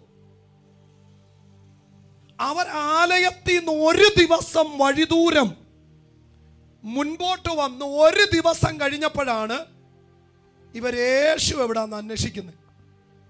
എൻ്റെ കൂടെ വരണേ. എന്താ? യേശു എവിടാന്ന് അന്വേഷിക്കുന്നത്. അന്നേരമാണ് അവർ അറിയുന്നൊരു കാര്യം, യേശു കൂടെ ഇല്ല. ഉടനെ അവർ തമ്മിൽ പറയുന്നൊരു കാര്യമുണ്ട്, ബന്ധുക്കാരുടെ കൂട്ടത്തിൽ കാണും, ചാർച്ചക്കാരുടെ കൂട്ടത്തിൽ കാണും, പക്ഷെ ഇല്ല, യേശു നഷ്ടപ്പെട്ടു. ആ ഒരു ദിവസത്തെ വഴിദൂരം വന്നതിന് ശേഷം നഷ്ടപ്പെട്ടെന്നറിഞ്ഞപ്പം അവരൊരു തീരുമാനമെടുത്തു, തിരിച്ചു പോകാം. എന്താ എടുത്ത തീരുമാനം? തിരിച്ചു പോകാം. തിരിച്ചവർ ആലയത്തിലേക്ക് ചെല്ലുന്നു. യേശുവിനെ ശാസ്ത്രിമാരുടെ നടുവിൽ കണ്ടെത്തുന്നു. അതൊരു 3-ാം നാളായിരുന്നു, വേദപുസ്തകത്തിലെ 1-ാമത്തെ 3-ാം നാൾ. അങ്ങനാണെങ്കിൽ 1-ാമത്തെ 3-ാം നാളിൽ ഞാനൊരു പേര് കൊടുക്കാൻ പോവാ, നഷ്ടപ്പെട്ട ക്രിസ്തുവിനെ കണ്ടെത്തിയ 3-ാം നാൾ. തീർന്നില്ല. ഇതിനെ 2-3 ആംഗിളിൽ നിന്ന് ഈ ദൂതിനെ നിങ്ങൾ കേൾക്കണം. മറിയയുടെ ജോസഫിൻ്റെയും ആ ഒരു മാനസിക നിലവാരത്തിലാണ് ഇപ്പോൾ ഈ നഷ്ടത്തെ നിങ്ങൾ കാണുന്നതെങ്കിൽ അതൊരിക്കലും യേശുവല്ല. നിങ്ങൾ എൻ്റെ കൂടെ ഇല്ല. അത് അവർക്ക് നഷ്ടപ്പെട്ട അവരുടെ കുഞ്ഞാ. പക്ഷെ ഇവിടെ ഇരിക്കുന്ന ഒരു ആത്മീകനാണ് ആ ദൂതിനെ കാണുന്നതെങ്കിൽ അവനത് നഷ്ടപ്പെട്ട കുഞ്ഞല്ല, ജീവിതയാത്രയിൽ എവിടോ നഷ്ടപ്പെട്ട ക്രിസ്തുവാ. എന്നാൽ ഇതിനെ 2 ആംഗിളിൽ കാണാം. ഒരപ്പൻ്റെയും ഒരമ്മയുടെയും ഹൃദയവേദനയോടെയാണ് ഈ നഷ്ടത്തെ കാണുന്നതെങ്കിൽ അതവർക്ക് നഷ്ടപ്പെട്ട തലമുറയാ. ഒരാത്മീകനായിട്ടാണ് ഈ നഷ്ടത്തെ കാണുന്നതെങ്കിൽ അവനത് നഷ്ടപ്പെട്ട ക്രിസ്തുവാ. പക്ഷെ ഇന്ന് രാത്രി ഞാനൊരു ദൂത് പറയുന്നു, ഏത് ആംഗിളിൽ നിന്നാണെങ്കിലും നഷ്ടത്തെ ഈ രാത്രിയിൽ തിരിച്ചു പിടിക്കാൻ പോവാ.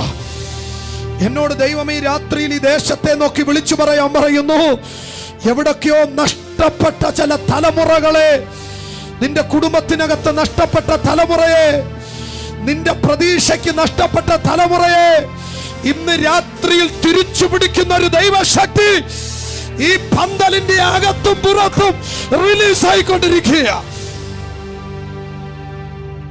എന്നെ ഏൽപ്പിച്ചൊരു സമയത്തിനകത്ത് എനിക്ക് നിർത്തുകയും വേണം. എനിക്ക് തോന്നുന്നില്ല പറയാൻ പറ്റും. 1-ാമത്തെ 3-ാം നാൾ നഷ്ടപ്പെട്ട തലമുറയെ, നഷ്ടപ്പെട്ട ക്രിസ്തുവിനെ കണ്ടെത്തിയ 3-ാം നാൾ. എന്താ? 2-ാമത്തെ 3-ാം നാളാണ് കർത്തൃദാസിമാര് പറഞ്ഞ കാനാവിലെ കല്യാണ വീട്ടിലെ 3-ാം നാൾ. അവിടെയും നിങ്ങൾ ശ്രദ്ധിച്ചോ, ആ 3-ാം നാളിനകത്തും തലമുറയോടാ ബന്ധം. എനിക്കറിയത്തില്ല, ഇന്ന് രാത്രി ചില വീട്ടിനകത്ത് ചില തലമുറകൾ, നിങ്ങൾ പ്രാർത്ഥിച്ചോണം, ഈ രാത്രി മുതൽ ചില തലമുറകളുടെ സ്വഭാവം തിരിയും. ചില തലമുറകളുടെ മേൽ ദൈവത്തിന്റെ കരം വരും. ഈ രാത്രി മുതൽ ചിലത് കർത്താവിനോട് അടുക്കും. ഈ രാത്രി മുതൽ ഞാൻ ആത്മാവിൽ കാണുന്നു, കാഴ്ചയുള്ള കാലത്തിൽ കാണാതെ പോയ ക്രിസ്തുവിനെ അന്ധതയുടെ കാലത്തിൽ പൗലോസ് കണ്ടെത്തിയതുപോലെ 2-ാമത്തെ 3-ാം നാൾ നിങ്ങൾ ശ്രദ്ധിച്ചോ, അതും പറയുന്നത് ഗലീലയിലെ കാനാവിൽ ഒരു കല്യാണം ഉണ്ടായിരുന്നു. യേശുവിനെ ക്ഷണിച്ചുകൊണ്ട് യേശു അവിടെ ചെന്നു. അവിടെ ആ 3-ാം നാളിൻ്റെയും പ്രത്യേകത, കർത്താവ് പച്ചവെള്ളത്തെ എന്താക്കി കൊടുത്തു? വീഞ്ഞാക്കി കൊടുത്തു. അവിടെ നിങ്ങൾ ശ്രദ്ധിച്ചാൽ മനസ്സിലാവും, ഒരു തലമുറയുടെ നഷ്ടപ്പെടാൻ പോയ ഭാവിയെ യേശു തിരിച്ചു പിടിച്ചതാ. 1-ാമത്തെ ദൂത് നഷ്ടപ്പെട്ട തലമുറയെ കണ്ടെത്തിയ 3-ാം നാൾ. രണ്ടാമത്തെ മൂന്നാം നാൾ കണ്ടെത്തിയ തലമുറയുടെ ഭാവിയെ തിരിച്ചു പിടിച്ച മൂന്നാം നാൾ. ഇന്ന് രാത്രിയിൽ ഈ പന്തലിനകത്ത്, ഈ സുവിശേഷ യോഗത്തിനകത്ത് ഞാൻ ആത്മാവിൽ വിളിച്ചു പറയുകയാ, നിന്റെ തലമുറയെ തിരിച്ചു പിടിക്കുക മാത്രമല്ല, അവന്റെ ഭാവിയെയും നീ തിരിച്ചു പിടിക്കാൻ പോവാ. എനിക്കറിയത്തില്ല, ഇന്ന് ഞാൻ ചില കാര്യം നിങ്ങളോട് സ്നേഹത്തോടെ പറയാം. എന്തുകൊണ്ടാ? എൻ്റെ കയ്യിൽ ഇഷ്ടം പോലെ മെസ്സേജുകളുണ്ട്. കാരണം ഞാൻ 10-16 വർഷമായില്ല പ്രസംഗിക്കാൻ തുടങ്ങിയിട്ട്. പക്ഷെ എനിക്ക് മനസ്സിലായൊരു കാര്യമുണ്ട്, പെന്തക്കോസിനകത്ത് പ്രസംഗത്തിന് കുറവുണ്ടോ? ഇല്ലയോ? എന്തോ മെസ്സേജുകളാ. ചിലരൊക്കെ പ്രസംഗിച്ചിട്ട് നമ്മൾ ഇങ്ങനെ ഇരുന്നു പോകും. പക്ഷെ എനിക്ക് മനസ്സിലാവുന്നൊരു കാര്യം, അടുത്തൊരു തലമുറയെ ഒറ്റ ഒരാളും തൊടുന്നില്ല. ഏത് മീറ്റിങ്ങിന്റെ പുറകിൽ ഒരു ലക്ഷ്യമുണ്ട്. ഈ മീറ്റിംഗ് കഴിയുമ്പോൾ അവിടെ നിന്ന് ഒരു 10, ആ ലക്ഷ്യം എനിക്കല്ല കേട്ടോ, എനിക്ക് മീറ്റിംഗ് വേണ്ട. ഞാൻ ഇടയ്ക്ക് വെച്ച് പറഞ്ഞ്, എവിടെയോ പറഞ്ഞ്, ഈ മീറ്റിങ്ങിനൊന്നും ആരും വിളിച്ചില്ലെങ്കിൽ എനിക്ക് ടെൻഷനൊന്നുമില്ല, കാരണം എൻ്റെ അപ്പൻ ആരോഗ്യമുണ്ടെന്ന്. എന്തുവാ? മീറ്റിങ്ങിനൊന്നും ആരും വിളിച്ചില്ലെങ്കിൽ എനിക്ക് ടെൻഷനില്ല, കാരണം എനിക്ക് ആരോഗ്യം ഉണ്ടെന്നല്ല, എൻ്റെ അപ്പൻ ഇപ്പോഴും നല്ല ആരോഗ്യമാണ്. നമ്മളിവിടെ തലകുത്തി ഓടിയാൽ ചിലപ്പം കാര്യം നടക്കുക. പുള്ളി ആഞ്ഞൊന്ന് പിടിച്ചവർ 1 മാസം കൊണ്ട് പുള്ളി 50,000 രൂപ ഒപ്പിക്കും. നിങ്ങൾ എപ്പോഴും ശ്രദ്ധിച്ചോളൂ. ഇന്ന് രാത്രി ഞാൻ ഈ ദൂത് പറയുന്നതിന്റെ കാരണം, നിങ്ങളുടെ എല്ലാം പ്രാർത്ഥനകൾ തിരിയണം. നമ്മുടെ ചർച്ചുകളിൽ യൗവനക്കാർ കയറണം. അടുത്ത തലമുറയെ നിങ്ങൾക്ക് സ്വാധീനിക്കാൻ പറ്റണം. നിങ്ങൾ എപ്പോഴും നമ്മൾ ഈ ചുമ്മാതെ പറക്കോടും ഈ അടൂരും ഈ പുനലൂരും ഒക്കെ കറങ്ങി നടക്കാതെ, നമ്മൾ അതിനപ്പുറത്ത് ഒരു ലോകമുണ്ടെന്നുള്ള തിരിച്ചറിവ്. നിങ്ങൾ ഒരു 10 പേരെ പിടിക്കുമ്പോൾ 1000 എണ്ണത്തെ പിടിക്കാൻ പിശാച് പുറകിൽ നിപ്പുണ്ടെന്നുള്ള ചിന്ത. ഞാൻ കഴിഞ്ഞ ദിവസം എറണാകുളം പട്ടണത്തിനകത്തൊരു ചർച്ചയിൽ പ്രസംഗിക്കുമ്പോൾ മെസ്സേജിന്റെ ഇടയ്ക്ക് ഒരുത്തന്റെ മേൽ ഭയങ്കര ദൈവശക്തി ഇറങ്ങി വന്നു. അവന്റെ മേൽ ദൈവശക്തി വന്നപ്പോൾ അടുത്തിരുന്ന മുഴുവൻ എണ്ണത്തിന്റെ മേലും ദൈവശക്തി വന്നു. ആ മീറ്റിങ്ങിനകത്ത് മയക്കുമരുന്നിനും ഡ്രഗ്സിനും അടിമകളായ 18 എണ്ണം തമ്പുരാന്റെ മുമ്പിൽ വന്ന് മുട്ടുകുത്തി. നമുക്ക് വേറൊന്നും ഇനി ലക്ഷ്യമില്ല. ഭാരത സഭയ്ക്കൊറ്റ ലക്ഷ്യമേ ഉള്ള, അടുത്ത തലമുറയെ പിശാച് തുടരുക.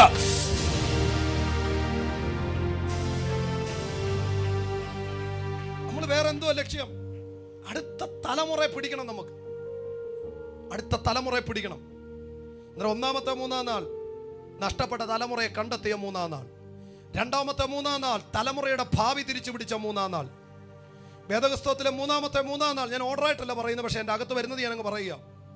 യേശു ഒരിക്കൽ പറഞ്ഞു, ഈ മന്ദിരം പൊളിക്ക്, 3 ദിവസം കൊണ്ട് ഞാൻ എന്ത് ചെയ്യാം? ആ അർത്ഥം ഇത്രയും ചിന്തിച്ചാൽ മതി. പൊളിച്ചാൽ തമ്പുരാൻ പണിയാൻ ഒരു 3-ാം നാളുണ്ട്. ഞാൻ ഇന്ന് ഇതിനകത്തിരിക്കുന്നവരോടൊരു ദൂത് പറയാം, പിശാച് പൊളിച്ചാൽ ദൈവത്തിന് പണിയാൻ ഒരു 3-ാം നാളുണ്ട്. ഒന്നുകൂടെ ഞാൻ ആഴത്തിൽ പറയാം, പന്ന പിശാചേ, നിന്റെ ആയുസ് 2 ദിവസമാ. 2 ദിവസം കഴിഞ്ഞാൽ എന്റെ ദൈവത്തിന്റെ സമയം തുടങ്ങും. അതൊരു 3-ാം നാളാ. പൊളിച്ചതിനെ പണിയും. പൊളിച്ച ചില കുടുംബങ്ങളെ അവൻ പണിയും. 3-ാം നാൾ ഞാൻ നിങ്ങളോട് പറഞ്ഞു. ഇതിനകത്ത് ഒരു 3-ാം നാളെങ്കിലും പ്രസംഗിക്കണമെന്ന് ആഗ്രഹം. മന്ദിരം അങ്ങോട്ട് പൊളിക്കുക, ഞാൻ എന്ത് ചെയ്യാം? പണിയാം. ഒന്ന് തൊട്ടു നോക്കാം അവന്റെ മന്ദിരത്തെ, അവൻ പണിയും. പിടികിട്ടുന്ന എത്ര പേര് ഇതിനൊക്കെ തിരിപ്പുണ്ട്? യേശു പറഞ്ഞൊരു പദമുണ്ട്, ഈ മന്ദിരത്തെ പൊളിക്കും, ഞാൻ ഇതിനെ 3 ദിവസം കൊണ്ട് പണിയും. ദാണ്ടെ പുതിയ നിയമത്തിൽ വന്നപ്പോൾ പൗലോസ് ഒരു വെളിപ്പാട് പറഞ്ഞു, നിങ്ങൾ ദൈവത്തിന്റെ മന്ദിരം. അങ്ങനാണെങ്കിൽ ആ മന്ദിരത്തെ പൊളിച്ചാലും ദൈവം പണിയും. ഈ പകലിൽ വിശ്വസിക്കുന്ന എത്ര പേര് ഇതിനൊക്കെ തിരിപ്പുണ്ട്? പൊളിച്ചതിനെ പണിയുന്നൊരു ദൈവശക്തി ഇന്ന് രാത്രി പന്തലിനകത്ത്.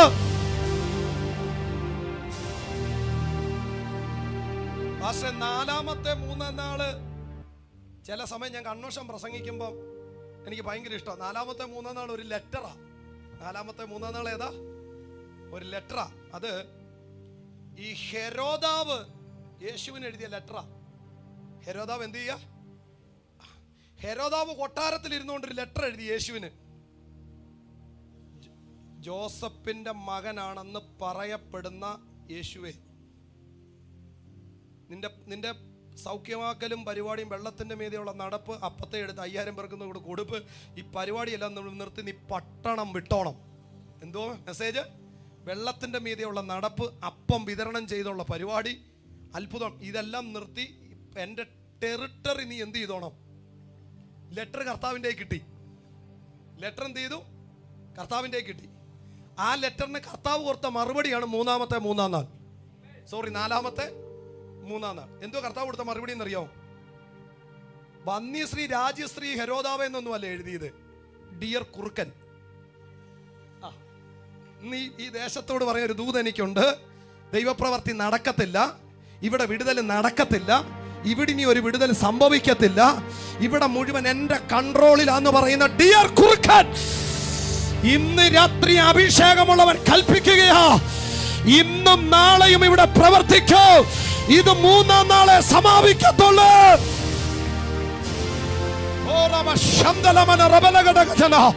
ഈ ദേശത്തിന്റെ ദേശശക്തിയോട് ഞങ്ങൾ ആത്മാവിൽ കൽപ്പിക്കുകയാ, ഇത് 2 ദിവസം കൊണ്ട് തീരത്തില്ല, ഇത് മൂന്നാം നാളില് സമാപിക്കൂ.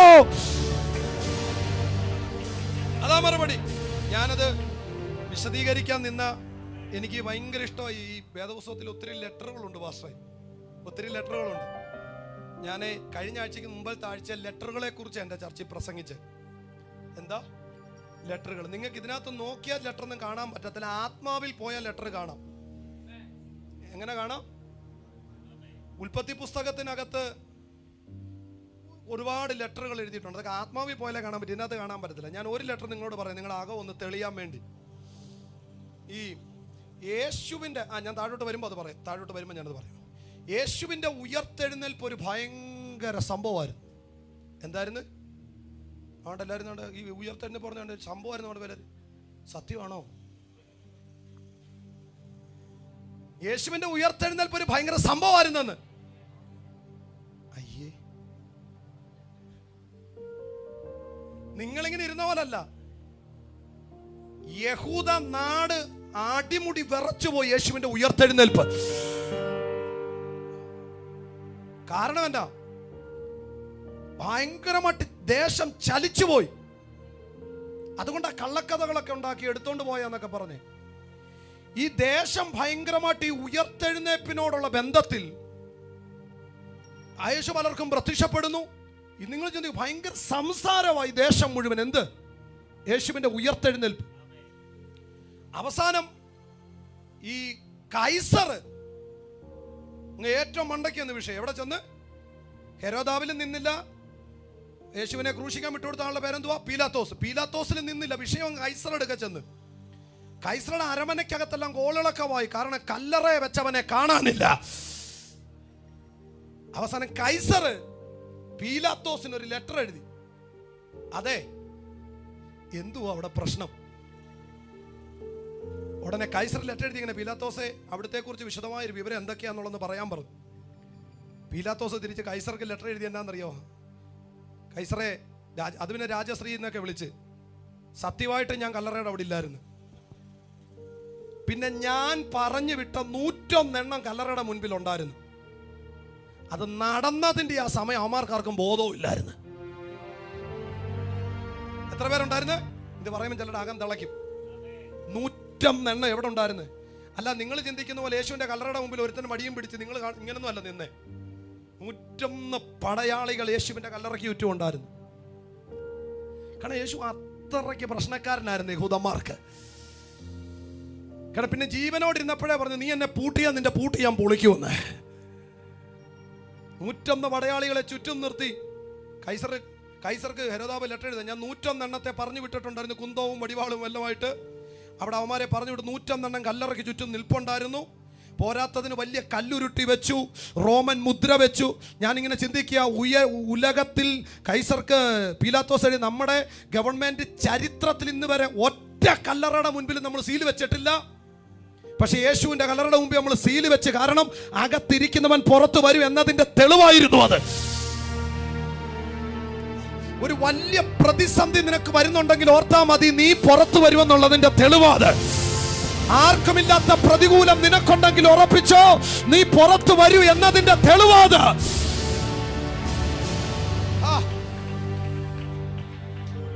ലെറ്റർ എഴുതുക. ഞാൻ 101 പേരെ വിട്ടു. അവന്മാര് കുന്തം കൊണ്ടൊക്കെ അവിടെ നിപ്പുണ്ടായിരുന്നു. ഞാൻ വലിയ കല്ലുരുട്ടി വെച്ച് ഭദ്രമായിട്ട് അടച്ചു. പോരാത്തതിന് നമ്മുടെ ഇമ്പീരിയൽ മുദ്ര കൊണ്ട് അതിന്റെ മുകളിൽ വെച്ചു. പക്ഷെ കൈസർ അവിടെ നിന്നെ ഒരുത്തൻ എന്നോട് പറഞ്ഞൊരു കാര്യം ഇങ്ങനെ, ആ 3-ാം ദിനം, എന്താ ആ 3-ാം ദിനം ആ അടഞ്ഞ കല്ലറയ്ക്ക് ചുറ്റും നിൽക്കുന്ന പടയാളികൾ ഒരു കാഴ്ച കണ്ടു. കൈസർക്ക് പീലാത്തോസ് എഴുതുക, പടയാളികളിൽ ഒരുത്തനോട് ചോദിച്ചിട്ട് എഴുതുക, എന്താ കണ്ട കാഴ്ച? ആ പടയാളി പറഞ്ഞത് ഇങ്ങനെ, 3-ാം ദിനം പ്രഭാതമായപ്പോൾ അരമത്തേക്കാരൻ ജോസഫിന്റെ തോട്ടത്തിനകം മുഴുവൻ ചെറിയ ദീപങ്ങൾ പ്രത്യക്ഷമായി. വല്ലം പിടികിട്ടുന്നുണ്ടോ? ഇന്ന് രാത്രിയെ ഒരു പടയാളി പറഞ്ഞ കാര്യമാ. അരമത്തിക്കാരൻ ജോസഫിന്റെ തോട്ടത്തിനകം മുഴുവൻ ചെറിയ ദീപങ്ങൾ പ്രത്യക്ഷമായി. കുറച്ച് കഴിഞ്ഞപ്പോൾ ആ ദീപങ്ങൾ കല്ലറയോട് അടുക്കാൻ തുടങ്ങി. അടുത്തടുത്ത് വന്നപ്പോൾ ഒരു കാര്യം പിടികിട്ടി, അത് ദീപങ്ങളല്ല, ഉയർത്തെഴുന്നേറ്റ വിശുദ്ധന്മാരുടെ ശരീരങ്ങളായിരുന്നു. ഇവിടെ വെറുതെ ഇരുന്ന് കൈയടിക്കുകയല്ല, ഇതിനപ്പുറം ഒരു വെളിപ്പാടുണ്ട്. അത് നിത്യതയുടെ വെളിപ്പാട്.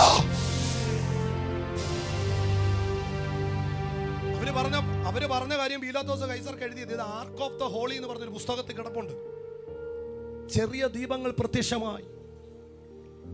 ആ ദീപങ്ങൾ കല്ലറയോട് അടുത്ത് വരാൻ തുടങ്ങി. എപ്പോഴാ ദീപങ്ങൾ പ്രത്യക്ഷമായി? വലിയൊരു ശബ്ദം കേട്ടെന്ന് അവര് പറഞ്ഞു. വലിയൊരു ശബ്ദം കേട്ടു. കല്ലുകൾ ഉരുണ്ടുമാറി. അടുത്ത സെക്കൻഡിൽ തോട്ടത്തിനകത്ത് ദീപങ്ങൾ പ്രത്യക്ഷമായി. ആ ദീപങ്ങൾ അടുത്തടുത്ത് വരുംതോറും പടയാളികൾക്ക് മനസ്സിലായി, അത് വെറും ദീപങ്ങളല്ല, ഉയർത്തെഴുന്നേറ്റ വിശുദ്ധന്മാരുടെ ശരീരങ്ങളായിരുന്നു. എന്താ അതിന് തെളിവ്? യേശു മരിച്ചതിന്റെ അന്ന് തിരുവചനം പറഞ്ഞ കല്ലറകൾ തുറന്നു. പിടികിട്ടിന് എത്ര പേര് ഇതിനകത്ത് ഇരിപ്പുണ്ട്? അർത്ഥം വിശുദ്ധന്മാർ വെയിറ്റിംഗിലായിരുന്നു. എന്തിന്? ഒരു 3-ാം നാളിന് വേണ്ടി. ഓ, ഇന്ന് രാത്രി എവിടൊക്കെയോ ഏതൊക്കെയോ വീടിനകത്ത് ഈ രാത്രി ചിലത് എഴുന്നേൽക്കുക.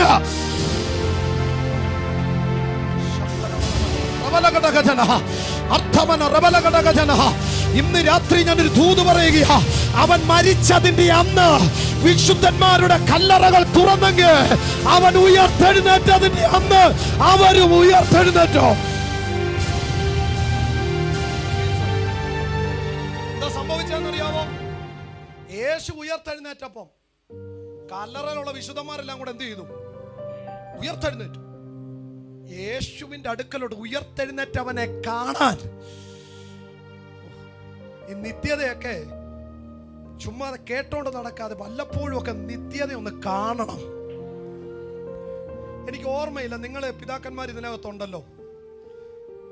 ഞാൻ ഈ പറയുന്ന സംഭവം ആരുടെയാന്ന് പേര് ഓർമ്മയുണ്ട് എന്നോട് പറയണം. ഇത് കഴിയുമോ? ഇനി ഞാൻ പറയുന്നിടത്ത് അന്നേരം പേര് വെച്ച് പറയാം. എനിക്ക് ഓർമ്മയില്ല പേര്. ശക്തമായി കേരളക്കരയിൽ ഉപയോഗപ്പെട്ടൊരു ദൈവ മനുഷ്യനുണ്ടായിരുന്നു. പക്ഷേ തൻ്റെ ജീവിതയാത്രയിൽ ഷുഗർ കൂടി ഒരു മുറിവ് വന്നതിൻ്റെ പേരിൽ, പിച്ചിമാഷല്ല, മുറിവ് കൂടി, ഷുഗർ കൂടി ഒരു മുറിവ് വന്ന അവസാനം വെല്ലൂര് കൊണ്ടുപോയി കാല് മുറിച്ച് കളയേണ്ട വന്നു. അവസാനം ആ ഒറ്റ കാലം കൊണ്ട് താൻ പ്രസംഗിക്കാൻ തുടങ്ങി. അറിയാവുന്ന ആരെങ്കിലും ഉണ്ടോ? എൻ്റെ മനസ്സിൽ നിന്ന് പേര് പോയി. ഇവിടെ പ്രസംഗിക്കാൻ ഉദ്ദേശിച്ചല്ല, അതുകൊണ്ടാണ് പേര് പോയി. ഒറ്റ കാലം കൊണ്ട് പ്രസംഗിക്കാൻ തുടങ്ങി. ഒരു ദിവസം പ്രസംഗിച്ചുകൊണ്ടിരിക്കുമ്പോൾ ആ ദൈവ മനുഷ്യൻ പറഞ്ഞൊരു പദമുണ്ട്. കഴിഞ്ഞ വർഷം ഞാനിവിടെ പ്രസംഗിക്കാൻ വന്നപ്പോൾ 2 കാലിൽ നടന്നാ വന്നത്. പക്ഷെ ഈ പ്രാവശ്യം ഞാൻ ഈ കൺവെൻഷൻ വേദിയിൽ പ്രസംഗിക്കാൻ വരുമ്പോൾ എൻ്റെ ഒരു കാലില്ല. അത് വെല്ലൂർ മെഡിക്കൽ കോളേജിനകത്താ. പുള്ളി പറഞ്ഞ പദവാ. അന്ന് പുള്ളി പ്രസംഗിച്ചത് നിത്യതയാ, ക്രിസ്തുവിൻ്റെ 2ാമത്തെ വരവാ, കാഹളം ധ്വനിക്കുന്നതിനെ പറ്റിയാ. ഇന്ന് വളരെ അപൂർവമായിട്ടേ ഇപ്പം കേൾക്കുന്നുള്ളൂ. പുള്ളി അതെന്നിട്ട് അവിടെ നിന്ന് പറഞ്ഞൊരു പദമുണ്ട്. കഴിഞ്ഞ വർഷം എൻ്റെ കാല് വെല്ലൂർ മെഡിക്കൽ കോളേജിലെ ഡോക്ടർമാർ വെട്ടിമാറ്റി. അവർ മിക്കവാറും അത് എവിടെങ്കിലും വേസ്റ്റിൽ കൊണ്ട് കളഞ്ഞു കാണും. പട്ടികൾ എൻ്റെ കാല് കടിച്ചു കീറി കാണും. ചിലപ്പം പുഴുക്കൾ എൻ്റെ കാലിനെ ദ്രവിപ്പിച്ച് കാണും. പക്ഷെ ഞാൻ ഇവിടെ ഇരിക്കുമ്പോൾ നിങ്ങളോടൊരു കാര്യം പറയാ. കാഹളത്തിന്റെ ശബ്ദം കേൾക്കുന്ന ഒരു ദിവസമുണ്ടെങ്കിൽ വെല്ലൂര് കിടക്കുന്ന എൻ്റെ കാല് പറന്നെന്റെ ശരീരത്തിൽ കയറും. ഓ, ഇന്ന് രാത്രിയിൽ ക്രിസ്തീയത വെറും ആഡംബരമല്ലെന്ന, ഇത് വെറും വേറൊരു മാർഗമല്ലെന്ന, ഇത് വേറൊരു ലൈഫാണ്.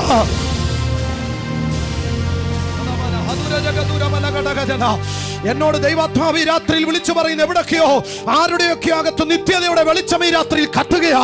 അന്ന് അരമക്കത്തക്കാരൻ ജോസഫിന്റെ കല്ലറയിൽ ആ തോട്ടത്തിനകത്ത് തെളിഞ്ഞതുപോലെ ഇന്ന് രാത്രിയിലോ ഈ ദേശത്ത് എവിടൊക്കെയോ ചില ചെറു ദീപങ്ങൾ തെളിയുകയാ.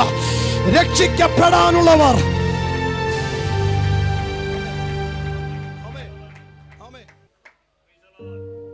നാലാമത്തെ മൂന്നാം നാൾ ഇന്നും നാളെയും ഇവിടെ എന്ത് ചെയ്യും? വെള്ളം വേണ്ട, ഞാൻ തുടർന്നേ ഉള്ളൂ. ഇന്നും നാളെ ഇവിടെ എന്ത് ചെയ്യും? പ്രവർത്തിക്കും. സമയവും തീർന്നല്ലോ. ഇന്നും നാളെ ഇവിടെ പ്രവർത്തി. അതിന് എൻ്റെ പൊന്ന് ഹെരോദാവേ, നീ പോണമെന്നൊന്നും പറഞ്ഞാൽ പോകാൻ പറ്റത്തില്ല. ഇന്നും ഇവിടെ പ്രവർത്തിക്കും, നാളെയും പ്രവർത്തിക്കും, മൂന്നാം നാള് സമാപിക്കും. അർത്ഥം പറയാം, വെല്ലുവിളിച്ചവന്റെ മുൻപിൽ നിന്ന് നീ ജയിക്കുന്ന മൂന്നാം നാൾ. വിശ്വസിക്കാൻ പറ്റുന്ന എത്ര പേര് ഇതിനകത്ത് ഇരിപ്പുണ്ട്? നിന്നെ വെല്ലുവിളിച്ചവന്റെ അതേ മണ്ണിൽ, എവിടെ നിർത്തത്തില്ലെന്ന് പറഞ്ഞോ, എവിടെ വളർത്തത്തില്ലെന്ന് പറഞ്ഞ അതേ മണ്ണിൽ നിന്നെ നിർത്തുന്ന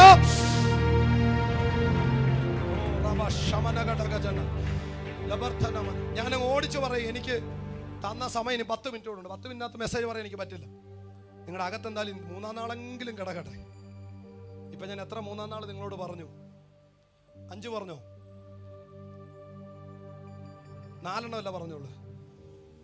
5-ാമത്തെ മൂന്നാം നാൾ യേശു പഴയ നിയമത്തിൽ നിന്നൊരു വാക്യം കൊണ്ടുവന്ന് ചേർത്താ പറഞ്ഞു. യോന, നിങ്ങൾ ശ്രദ്ധിച്ചോണേ, ഈ ആദ്യത്തെ 2 മൂന്നാം നാൾ കഴിഞ്ഞാൽ പിന്നെ ഞാൻ പറയാൻ പോകുന്ന മൊത്തം മൂന്നാം നാളും നിത്യതയോട് ബന്ധമാ. പിടികിട്ടുന്ന എത്ര പേര് ഇതിനകത്ത് ഇരിപ്പുണ്ട്? ഈ മന്ദിരം പൊളിക്ക് പണിയും നിത്യതയോടുള്ള ബന്ധമാ.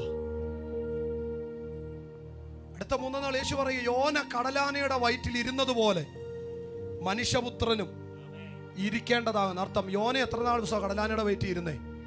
പറ. 3 ദിവസം. യേശു പറയും, ഞാനും 3 ദിവസം ഇരിക്കുമെന്ന്. 3 ദിവസം കഴിഞ്ഞപ്പോൾ യോനെ കടലാന 3-ാം ദിവസം എന്താ ചെയ്തേ? ഓ, എൻ്റെ കൂടെ വാ, എല്ലാവർക്കും ക്യാച്ച് ചെയ്യാൻ പറ്റാൻ പറ്റത്. എന്താ ചെയ്തേ? കടലാന എന്നാ ചെയ്തു?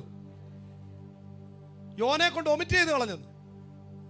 യേശു പറഞ്ഞു, ഇത്രേ ഉള്ളൂ, യോനെ കടലാനെ ഒമിറ്റ് ചെയ്ത് എന്നെ ഈ മണ്ണ് ഒമിറ്റ് ചെയ്യും. യോനെ കടലാന 3-ാം ദിനം ഒമിറ്റ് ചെയ്തെങ്കിൽ 3-ാം ദിവസം ഈ മണ്ണ് എന്നെയും ഒമിറ്റ് ചെയ്യുമെന്ന്. എനിക്കറിയത്തില്ല. ഇന്ന് ഈ രാത്രി ഞാൻ ആത്മാവിൽ കൽപ്പിക്കുകയാ, ഈ ദേശം വിഴുങ്ങിയ ചിലതിനെ ഈ ദേശം യേശുവിന്റെ നാമത്തിൽ വോമിറ്റ് ചെയ്യാൻ പോയ.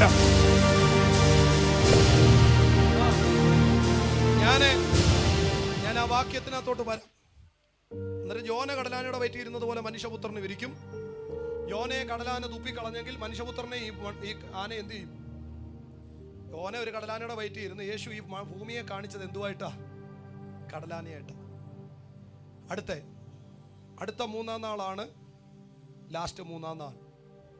നമ്മളിവിടെ ഇരുന്ന് കൈയടിക്കുന്ന 3-ാം നാൾ. നമ്മളിവിടെ ഇരുന്ന് കൈയടിക്കുന്ന 3-ാം നാൾ. എന്താ അത്? യേശു ഉയർത്തെഴുന്നേറ്റ 3-ാം നാൾ. ഞാൻ നിങ്ങളോട് ഇത്രയും 3-ാം നാൾ പറഞ്ഞു. ഇതിനകത്തുനിന്ന് ഒരു 3-ാം നാൾ ഒറ്റ വാക്കിൽ പറഞ്ഞ് നമ്മൾ പ്രാർത്ഥിക്കാൻ പോവാ. നിങ്ങൾ ശ്രദ്ധിച്ചേ, 1-ാമത്തെ 3-ാം നാൾ ഒറ്റ വാക്കി പറഞ്ഞ് പ്രാർത്ഥിക്കാൻ പോവാ. 1-ാമത്തെ 3-ാം നാൾ നഷ്ടപ്പെട്ട തലമുറകളെ കണ്ടെത്തിയ 3-ാം നാൾ. ഇന്ന് രാത്രിയിലും ഈ ദേശത്ത് നിന്ന് ഞാൻ ആത്മാവിൽ പ്രവചിച്ചു പറയുന്നു, എവിടൊക്കെയോ നഷ്ടപ്പെട്ടു പോയ ചിലതിനെ തമ്പുരാൻ തെരഞ്ഞു പിടിച്ച് ചിലതിനെ പുറത്തു കൊണ്ടുവരുന്ന 3-ാം നാൾ. വിശ്വസിച്ച് പ്രാർത്ഥിച്ചോ, ചില തലമുറകൾ മടങ്ങി വരാൻ പോവാ. ഞാൻ ഒറ്റ വാക്കിൽ ഒരു ചോദ്യം ചോദിക്കട്ടെ, എന്നോടും നിങ്ങളോടും ഉള്ളൊരു ദൈവശബ്ദം പോലെ. അത് പറഞ്ഞ് ഞങ്ങൾ പ്രാർത്ഥിക്കാം. ഒരു ദിവസം കഴിഞ്ഞിട്ടല്ലേ യേശു കൂടുണ്ടോ എന്ന് അന്വേഷിച്ചേ? അല്ലേ? ഒരു ദിവസം വരെ എന്തുകൊണ്ട് അന്വേഷിച്ചില്ല? കൂട്ടത്തിൽ കാണും എന്ന ചിന്ത. ഇനി കൂട്ടത്തിൽ കാണുമെന്ന് ചിന്തിച്ചാൽ പോലും സത്യത്തിലൊന്നും നോക്കണ്ടേ ചെറുക്കം കൂടെ ഉണ്ടോന്ന്? എന്തുകൊണ്ടാണെന്നറിയാവോ? ഈ എല്ലാരൂടെ കൂടിയപ്പോഴേ പിള്ളേരുടെ കാര്യം വിട്ടുപോയി. എൻ്റെ കൂടില്ല എന്ന് പറഞ്ഞേ. എല്ലാരൂടെ കൂടിയപ്പം ഇതെല്ലാവരും ഒന്ന് തിരിച്ചറിഞ്ഞോണേ. ഈ യഹൂദന്മാരുടെ ഉത്സവം നിങ്ങൾ പഠിച്ചാലേ അറിയാം. ഈ നാട്ടിലും വീട്ടിലും കൂട്ടിലും കാട്ടിലും മലയിലും എവിടെ കിടക്കുന്നവരാണെങ്കിലും മോനെ എഴുതി തന്നു കഴിഞ്ഞാൽ കൊണ്ടുപോവാ. എവിടെ കിടക്കുന്നവരാണെങ്കിലും എന്ത് ചെയ്യും?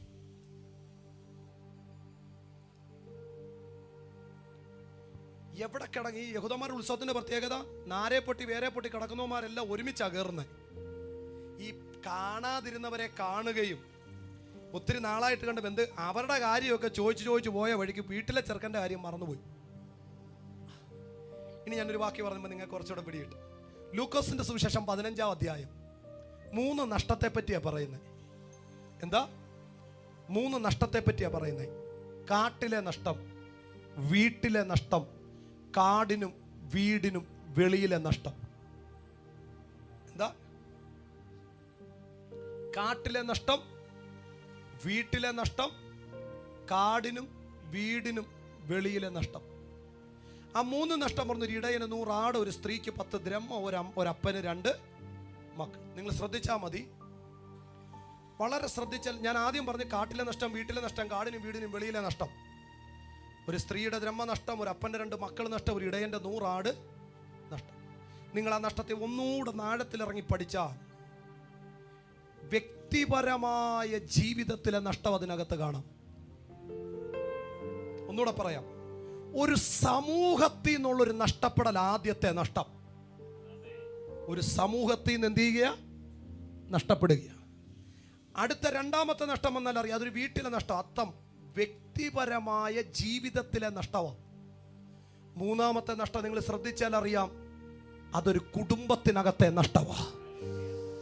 പക്ഷേ ഈ 3 നഷ്ടം ഞാൻ പറഞ്ഞു, വ്യക്തിപരമായ ജീവിതത്തിലെ നഷ്ടമുണ്ട് അതിനകത്ത്, കുടുംബത്തിനകത്തെ നഷ്ടമുണ്ട് അതിനകത്ത്, ഒരു സമൂഹത്തിൻ്റെ നഷ്ടമുണ്ട് അതിനകത്ത്.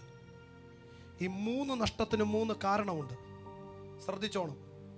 ഏതെങ്കിലും വീട്ടിലൊരു തലമുറ നഷ്ടപ്പെട്ടിട്ടുണ്ടെങ്കിൽ അതിന് ഉത്തരവാദി വേറെ ആരുമല്ല, അപ്പനും അമ്മയോ.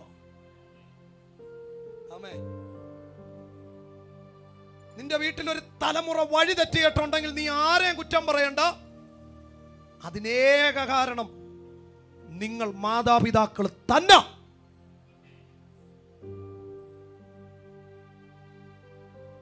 ഉൽപ്പത്തി പുസ്തകത്തിനകത്തൊരു വാക്യമുണ്ട്.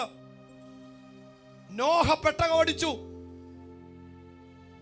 നോഹയുടെ പെട്ടകത്തിൽ നോഹയുടെ 3 മക്കളും അവരുടെ ഭാര്യമാരും നോഹയുടെ വൈഫും കയറി. എന്റെ ചോദ്യം, പ്രസംഗിച്ച 120 വർഷക്കാലം പ്രസംഗിച്ചിട്ട് ഒറ്റ ഒരുത്തം രക്ഷിക്കപ്പെടാതിരിക്കുമ്പോഴും നോഹയുടെ പ്രസംഗത്തിൽ വിശ്വസിക്കാൻ കുടുംബം കൂടെ ഉണ്ടായിരുന്നു. ഞാനിവിടെ ഇരിക്കുന്ന അഭിഷക്തന്മാരോടൊരു ദൂത് പറയാം. നിങ്ങളുടെ പ്രസംഗത്തിൽ നാട്ടുകാരും രക്ഷിക്കപ്പെട്ടില്ലെങ്കിലും നിന്റെ കുടുംബവും നിന്റെ തലമുറയും നഷ്ടപ്പെടാതിരിക്കാൻ പ്രാർത്ഥിച്ചോളൂ. നോഹ പ്രസംഗിച്ചിട്ട് ഒറ്റ ഒരെണ്ണം രക്ഷിക്കപ്പെട്ടില്ല. പക്ഷെ നോഹയുടെ പെട്ടകത്തിൽ നോഹയുടെ പിള്ളേരുണ്ടായിരുന്നു. ഇനി നോഹയുടെ പിള്ളേരെ ഷേമിനെ, ഹാമിനെ, യാഫേത്തിനെ അവരുടെ ഭാര്യമാരെയും വിളിച്ചിട്ട് ചോദിക്കണം, ഈ മഴയില്ലാത്ത സമയത്ത് മഴയുണ്ടെന്നും പറഞ്ഞ് പൊട്ടനെ പോലെ ഇരുന്ന് പെട്ടകം അടിച്ച് അവന്റെ പെട്ടകത്തിൽ കയറാൻ നിങ്ങൾക്ക് എങ്ങനെ മനസ്സ് വന്നേ? മഴ കണ്ടിട്ടാണോ നോഹ പെട്ടകം അടിച്ചേ? ഇന്ന് നമുക്ക് വെള്ളപ്പൊക്കം എന്ന് പറഞ്ഞാൽ നമുക്കറിയാം, വെള്ളം പൊങ്ങിയതാ. ഓഗസ്റ്റ് മാസം കയറുമ്പോഴേ ചിലർക്ക് പേടിയുണ്ട്. അന്ന് മഴ എന്തുവെന്ന് ആരും കണ്ടിട്ടില്ല, മഴ എന്നാന്ന് അറിയത്തില്ല. അന്നേരമാണ് ഒരുത്തൻ നിന്ന് പ്രസംഗിക്കുന്ന, മഴ വരുന്നേ മഴ. നാട്ടുകാരുന്ന് പോടാ പൊട്ടാ മഴ, എന്നോ മഴയാ, ഞങ്ങൾ കണ്ടിട്ടൊന്നും, ഞങ്ങൾക്ക് ഇതൊന്നും അറിയത്തില്ല. പുള്ളി പിന്നെ നിന്ന് പറഞ്ഞു മഴ വരുന്നേ മഴ. പുള്ളി നാട്ടിലും പ്രസംഗിച്ച് വീട്ടിലും വന്ന് പിള്ളേരോട് പറഞ്ഞു, മക്കളെ മഴ വരും. നാട്ടിൽ പ്രസംഗിക്കും, വീട്ടിലും വന്ന് പറഞ്ഞു, മക്കളെ മഴ വരും. പക്ഷെ നോഹയുടെ വാക്ക് ഭാര്യയും കേട്ടു.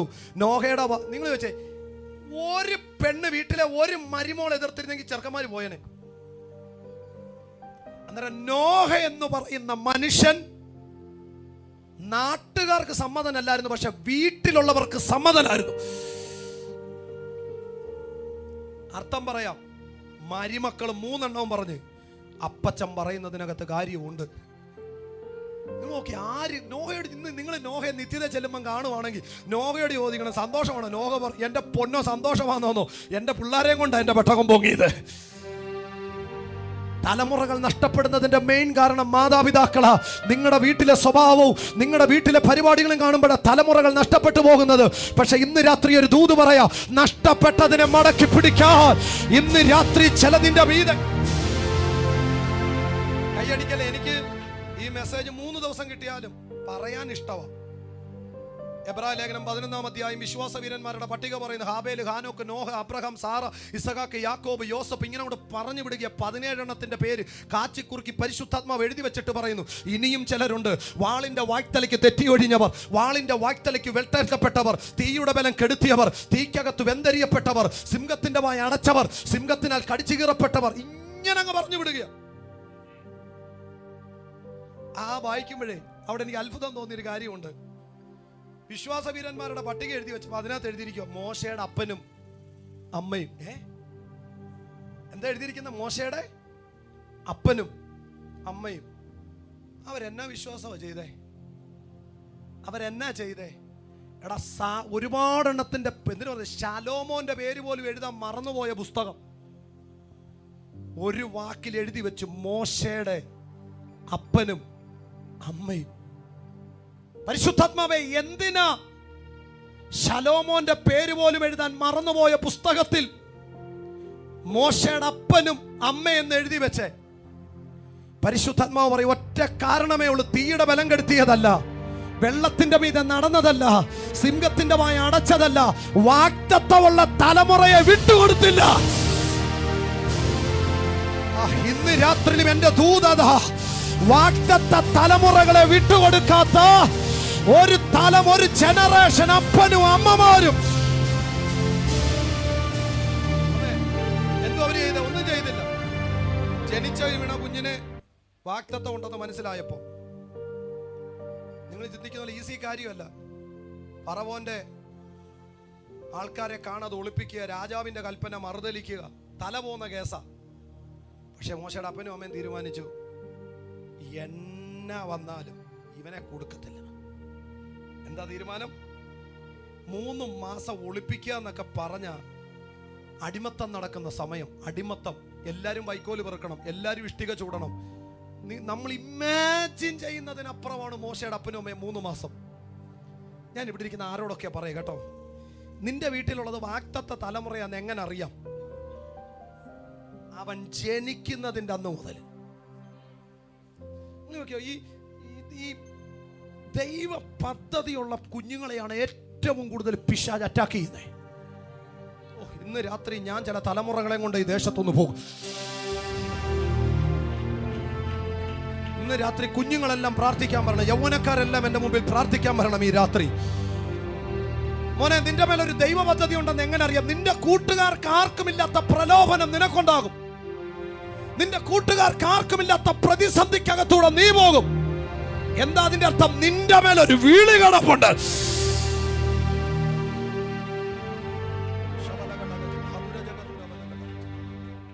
മോശയുടെ അപ്പനും അമ്മയും, മോശയുടെ അപ്പനും അമ്മയും. എന്റെ മുൻപിലിരിക്കുന്ന പകുതി മുക്കാലും ആൾക്കാരും മാതാപിതാക്കളും അമ്മച്ചിമാരും ഒക്കെയാണ്. ഞാൻ എപ്പോഴും വിശ്വസിക്കുന്നത്, പ്രാർത്ഥിച്ചോണം വീട്ടിലെ ഈ മുടി നരച്ചവരൊന്നും പെട്ടെന്ന് അടിച്ചു പോകാതിരിക്കുക. ഞാൻ ഇന്നലെ എൻ്റെ ചർച്ചിന്റെ ഫ്രണ്ടിൽ നിന്നപ്പം ഒരു 93 വയസ്സുള്ള ഒരു അപ്പച്ചൻ, എത്ര നടന്നു പോകുന്ന കണ്ടപ്പോ നമുക്ക് അറിയത്തില്ല വല്ല ദൂതന്മാര് വല്ലോ ആണോന്ന്. അറിയാതെ ചിലര് ദൂതന്മാരെ എന്ത് ചെയ്തെന്നാ, 93 വയസ്സുള്ള അപ്പച്ചൻ നടന്നു പോകുന്ന കണ്ടപ്പം ഞാൻ ചെന്ന് സംസാരിച്ചപ്പോഴേ ഞാൻ ചോദിച്ചു, അപ്പച്ചൻ എവിടുന്ന് വരുവാ? എന്നോട് പറഞ്ഞു, ഞാൻ വീട്ടിൽ നിന്ന് നടക്കാൻ ഇറങ്ങിയതാ. ഞാനന്തരം ഇങ്ങനെ നോക്കിയപ്പം ഇച്ചിരി കൂനുണ്ട്, സംസാരമൊക്കെ വിറയല. ഞാൻ ചോദിച്ചു, ഞാനങ്ങ് നമ്മൾ പാസ്റ്റർമാരില്ലേ, നമുക്ക് ചോദ്യം കൂടുതലാണല്ലോ. ഞാൻ ചോദിച്ചു, അപ്പച്ചന് എത്ര വയസ്സുണ്ട്? മോനെ 93 വയസ്സുണ്ടെന്ന്. ഞാൻ കുറേ നേരം പുള്ളിയോട് സംസാരിച്ചു. കുറേ നേരം സംസാരിച്ചപ്പോൾ എനിക്ക് കുറച്ചുകൂടെ സംസാരിക്കണമെന്ന് ഞാൻ അപ്പച്ചനോട് ചോദിച്ചു, 93 വയസ്സിനകത്ത് ഏറ്റവും സന്തോഷമുള്ള കാര്യം ഏതാന്ന് ചോദിച്ചു. ലിറ്ററലി എന്നോട് അപ്പച്ചൻ പറയുവാണേ, എൻ്റെ തലമുറകളുടെ ലൈഫ് കണ്ടപ്പോഴാണ് എനിക്ക് ഏറ്റവും വലിയ സന്തോഷം. ഇതിനകത്തിരിക്കുന്നവരോട് ഒരു ദൂത് പറയാം, വലിയ സംഭവങ്ങളൊന്നും പോകണ്ട. അടുത്ത തലമുറയെ പിടിക്കാൻ പറ്റിയോ? നിന്റെ വീട്ടിനകത്തുള്ളതിനെ രക്ഷിക്കാൻ പറ്റിയോ? നിങ്ങളുടെ കുഞ്ഞുങ്ങളെ നിങ്ങൾക്ക് സംരക്ഷിക്കാൻ പറ്റിയോ? കൂട്ടത്തിൻ്റെ ഇടയിലും തിരക്കിൻ്റെ ഇടയിലുമൊക്കെ മറന്നുപോയ തലമുറകളെ ഇന്ന് രാത്രിയിൽ ഒന്ന് ചേർത്ത് പിടിക്കാൻ എത്ര പേര് ഇതിനകത്ത് എഴുന്നേൽക്കും? ഈ രാത്രിയിൽ ഞാൻ ഈ ദേശത്ത് നിന്ന് ഈ ദൂത് പറയുമ്പോൾ എനിക്കൊരു കാര്യം അറിയാം. ഒരു തലമുറയെ തമ്പുരാൻ തെരഞ്ഞുകൊണ്ടിരിക്കുക, ഒരു കൂട്ടത്തെ ദൈവം തെരഞ്ഞുകൊണ്ടിരിക്കുക. ഞാൻ എപ്പോഴും എൻ്റെ പ്രാർത്ഥനയ്ക്കകത്ത് പറയും, കർത്താവേ, എൻ്റെ ചർച്ചിനകത്ത് കുറെ പൈസക്കാരെ തരണമെന്ന് ഞാൻ പ്രാർത്ഥിക്കാറില്ല. പൈസ വേണ്ടേ? പൈസ വേണം, പണത്തിന് ആവശ്യമുണ്ട്. പൈസക്കാരെ തരണമെന്നല്ല പ്രാർത്ഥിക്കുന്നത്. തമ്പുരാനെ, വാഗ്ദത്ത തലമുറകളെ വിട്ടുകൊടുക്കാത്ത പ്രാർത്ഥിക്കുന്ന ഒരു കൂട്ടം അമ്മയപ്പന്മാരെ, കൈ തളരുമ്പം താങ്ങുന്ന യോശുവമാരെ, അവിശ്വാസത്തിന്റെ വിത്തുപാകാൻ പിശാച് ഒരുപാടെണ്ണത്തെ തെരഞ്ഞെടുക്കുമ്പോൾ മാറി നിന്ന് വിശ്വാസം പറയുന്ന രണ്ടെണ്ണത്തെ ഇന്ന് രാത്രിയിൽ എന്തോ ഇതിനകത്തൊരു ദൈവശക്തിയുടെ പ്രദർശനം ചലിക്കുന്നുണ്ട്. ഒരു നിമിഷം നിങ്ങൾക്ക് എഴുന്നേറ്റ് നിൽക്കാം, പ്രാർത്ഥിക്കാം. ദൂതനിക്കൊന്നും പറയാൻ പറ്റിയിട്ടില്ല, പക്ഷെ ഇന്ന് രാത്രി ഞാൻ ഈ പറഞ്ഞ മൂന്നാം നാൾ ചില കുടുംബത്തിനകത്ത്, ചില ജീവിതങ്ങളിൽ, ചില തലമുറകളിൽ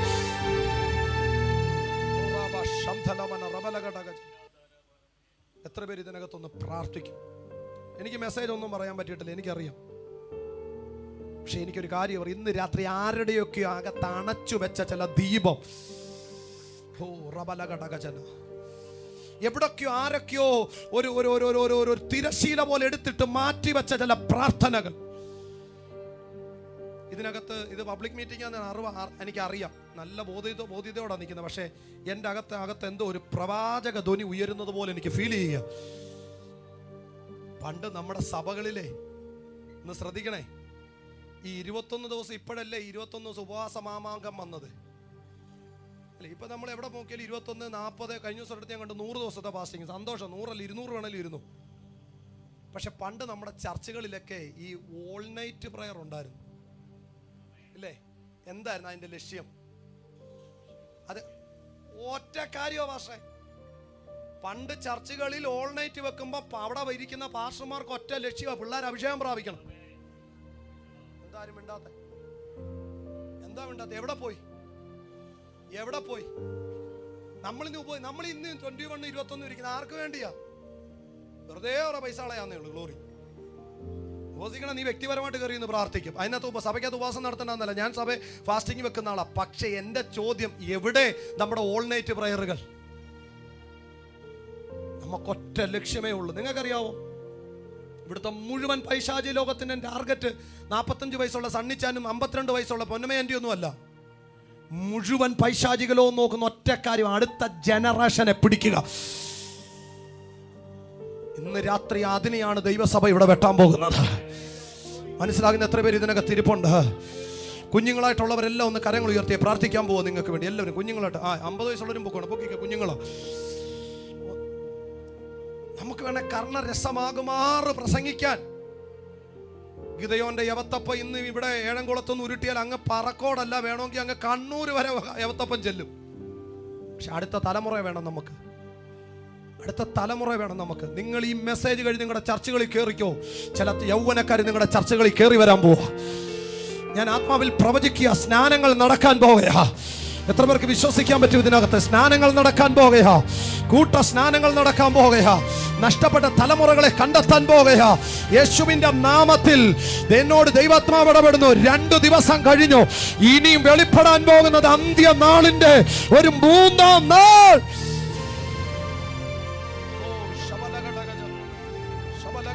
എല്ലാ കരങ്ങളും സ്വർഗത്തിലേക്ക് ഉയർത്തി ഇന്ന് രാത്രിയിൽ എത്ര പേർക്ക് പ്രാർത്ഥിക്കാൻ പറ്റും? ഒരു തലമുറ പോലും നഷ്ടപ്പെട്ടു പോകരുത്, ഒരു കുഞ്ഞുങ്ങൾ പോലും നഷ്ടപ്പെട്ടു പോകരുത്.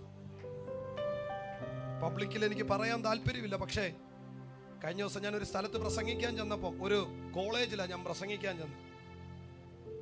ആ കോളേജിന്റെ പ്രിൻസിപ്പാൾ എന്നെ വിളിച്ച് ഓഫീസിലിരുത്തിയിട്ട് എന്നോടൊരു കാര്യം പറഞ്ഞു. എനിക്ക് ഭയങ്കരമായിട്ട് വിഷമം തോന്നി. ഞാനിങ്ങനെ മനസ്സുകൊണ്ട് ചിന്തിച്ചു, നമുക്ക് എന്നാ ചെയ്യാൻ പറ്റുന്നുണ്ട്? എന്താ നമ്മൾ ചെയ്യുന്നേ? നമുക്ക് അടുത്തൊരു തലമുറയെ നിങ്ങൾക്ക് നേടാൻ പറ്റുന്നുണ്ടോ? നമ്മുടെ പ്രാർത്ഥനകളൊക്കെ മാറട്ടെ. നമ്മൾ വീടും കൂടും അതൊക്കെ ദൈവം നമുക്ക് ആവശ്യമുള്ളേക്കാ. അവൻ്റെ രാജ്യവും നീതി അന്വേഷിച്ച് കഴിഞ്ഞാൽ ഇതെല്ലാം പുറകിന് കിളയ്ക്കാൻ പോകുന്ന അപ്പൻ്റെ മോനാ പറയുന്നത്, ഇതെല്ലാം പുറകിന് വരും. എനിക്കിതെല്ലാം ദൈവം തന്നിട്ടുണ്ട്. നിങ്ങൾ ചിന്തിക്കും ഇന്നും എൻ്റെ അപ്പം കിളയ്ക്കാൻ പോകുന്ന ഒന്നുമില്ല. അല്ല, എൻ്റെ അപ്പനെ പോലെ 1000 അപ്പന്മാരെ നിങ്ങൾ തന്നാൽ പോറ്റാൻ ദൈവം എൻ്റെ ഈ പണം തന്നിട്ടുണ്ട്. പക്ഷെ ഞാൻ പറഞ്ഞ അതൊന്നുമല്ല നമ്മുടെ പ്രശ്നം. നമ്മുടെ പ്രശ്നം അടുത്ത ജനറേഷനാണ്. എത്ര പേര് പ്രാർത്ഥിക്കും? എനിക്കറിയാം വിളിയുള്ള ചിലത് ഇതിനകത്ത് നിപ്പുണ്ട്, വെളിപ്പാടുള്ള ചിലത് ഇതിനകത്ത് നിപ്പുണ്ട്, പ്രാർത്ഥിക്കുന്ന ചിലർ ഇതിനകത്ത് നിപ്പുണ്ട്. കുഞ്ഞുങ്ങളെ നിങ്ങളൊന്ന് പ്രാർത്ഥിക്കണം. നിങ്ങൾക്ക് വേണ്ടി പ്രാർത്ഥിക്കണമെന്ന് എനിക്കൊരു നിയോഗമുണ്ട്. ഈ രാത്രിയിൽ ഒരെണ്ണത്തെ പിശാച് തുടരുത്. ഈ രാത്രിയിൽ ഒരെണ്ണത്തെ പിശാച് തുടരുത്. ഈ രാത്രിയിൽ ഞാൻ നിങ്ങളോടൊരു ദൂത് പറയാം. ഈ ലോകം തരുന്ന ഏത് ലഹരിയെക്കാളും ശക്തമായ ലഹരിയാ യേശു.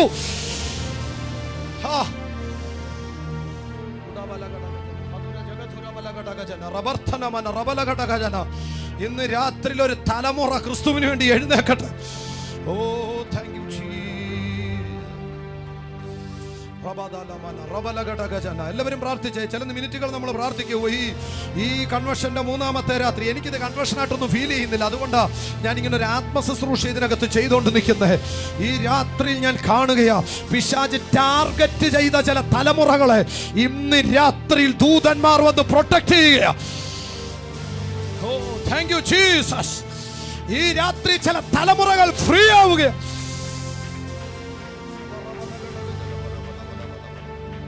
എന്നെ ശ്രദ്ധിക്കണേ. എന്തായാലും വന്നതല്ലേ, പറഞ്ഞിട്ട് പോകാം. ഈ അഭിഷക്തനെ, ഒരു ദേശത്തൊരു സഭയുണ്ടെങ്കിൽ ആ സഭ ആ ദേശത്തെ നിയന്ത്രിക്കുമെന്ന് വിശ്വസിക്കുന്ന മനുഷ്യനാണ് ഞാൻ.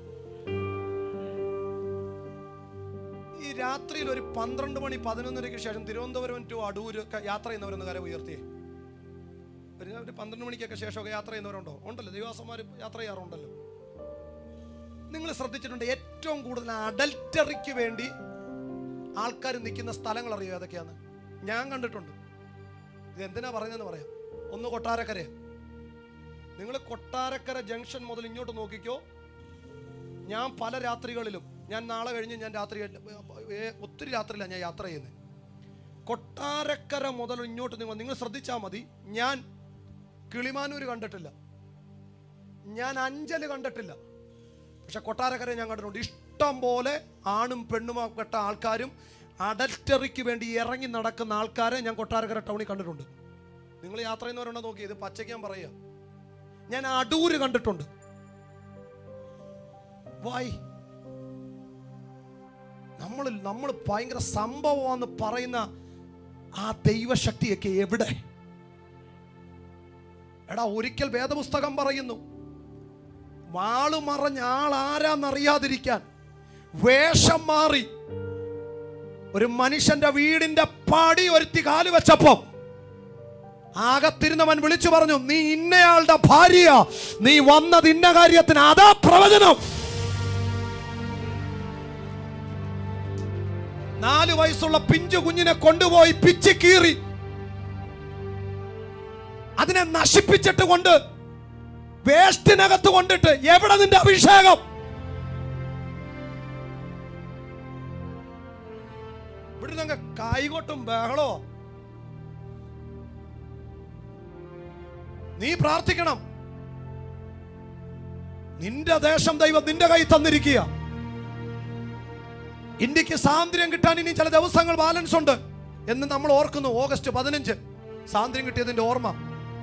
എന്ത് സ്വാതന്ത്ര്യമാ? പാമ്പിടിച്ച 4 വയസ്സുള്ള കുഞ്ഞിനെ കൊണ്ട് പിച്ച് കീറി വേസ്റ്റ് ബോക്സിനകത്ത് കൊണ്ട് കളയുന്നു. 85-90 വയസ്സുള്ള അമ്മച്ചിമാരെ പീഡിപ്പിച്ച് കൊന്നു കളയുന്നു. ഇതിനെതിരെയൊക്കെ നിന്റെ അഭിഷേകം ചലിക്കട്ടെ. അല്ല, 4 ഭിത്തിക്കകത്ത് ഒതുങ്ങുന്ന കയ്യടി അഭിഷേകവും അല്ല, വേദപുസ്തകം പറയുന്ന ശക്തി. അതിനപ്പുറത്തോട്ട് ഇറങ്ങണം.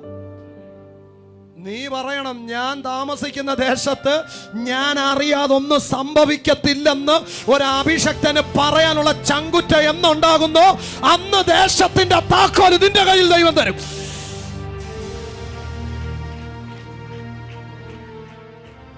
ഇവിടെ ഇരിക്കുന്നവര് പ്രാർത്ഥിക്കണ്ടേ അതിനു വേണ്ടിയൊക്കെയാ. നിങ്ങൾക്ക് എത്ര പേർക്ക് നൊന്തെന്ന് എനിക്കറിയത്തില്ല. നമുക്ക് നോവണം. നമ്മുടെ വീട്ടിൽ വരുമ്പോൾ മാത്രമല്ല നോവണ്ടേ. പ്രാർത്ഥിക്കണം.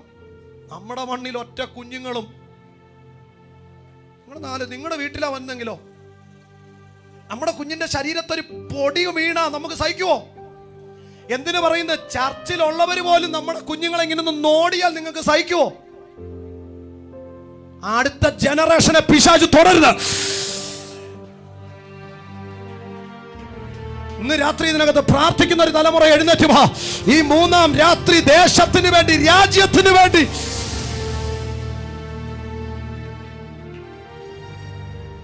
നിങ്ങൾ വേദപുസ്തകം നോക്കിയ, വേദപുസ്തകത്തിനകത്തെ അഭിഷേകം 4 ചുവരിനകത്തിരുന്ന് കൈയടിക്കുന്നതല്ലായിരുന്നു. വേദപുസ്തകത്തിന്റെ അഭിഷേകം 4 ചുവരിന് വെളിയിലായിരുന്നു. ഇന്ന് രാത്രി പ്രാർത്ഥിക്കണം. എൻ്റെ ആഗ്രഹം, ഒറ്റ കുഞ്ഞുങ്ങളെ പിശാച് തുടരുത്, ഒരെണ്ണത്തെ പിശാച് തുടരുത്. എനിക്കറിയാം ഇത് പ്രസംഗിക്കുമ്പോൾ ഇതെനിക്കെതിരെ ഭയങ്കര അറ്റാക്കുകൾ ഉണ്ടാകും. കാരണം ഞാൻ വേറെ എന്തെങ്കിലും പ്രസംഗിച്ചു പോയ ഒരു പ്രശ്നം ഉണ്ടാകത്തില്ല. പക്ഷെ പിശാച് നീ എന്തെല്ലാം പരിപാടികളായിട്ട് കയറി വന്നാലും ഞങ്ങളുടെ മേൽ കിടക്കുന്ന വിളി, ഞങ്ങളുടെ മേൽ കിടക്കുന്ന നിയോഗം, അടുത്തൊരു തലമുറയെ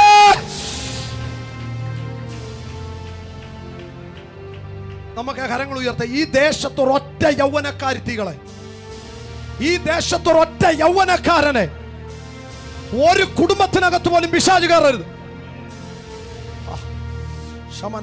നമ്മൾ ഒരുമിച്ച് പ്രാർത്ഥിക്കാം. എല്ലാ കരങ്ങളും ഒന്ന് ഉയർത്തിയേ. നിങ്ങളുടെ അകത്തൊരു പെയിൻ ഉണ്ടാകണം. ദൈവസഭയെ ദൈവം ദേശത്ത് നിർത്തിയിരിക്കുന്ന 4 ചുവരിനകത്തിരുന്ന് കൈയടിച്ച് 4 അന്യഭാഷ പറഞ്ഞ് വീട്ടിൽ പോയി സേഫ് സോണിനകത്തിരിക്കാനല്ല. എന്തോ ഞാനത് പറഞ്ഞുകൊണ്ടിരിക്കുമ്പോൾ എൻ്റെ അകത്തൊരു വെളിപ്പാട് കയറി വരുന്നു. രാജ്യം ഭരിക്കുന്നത് ആഹാബാണെങ്കിലും എന്ത് നടക്കണമെന്ന് തീരുമാനിക്കുന്നത് ഏലിയാവാ. ഉണ്ടോ ഇവിടെ? ഉണ്ടോ ഇവിടെ ഈ രാത്രി?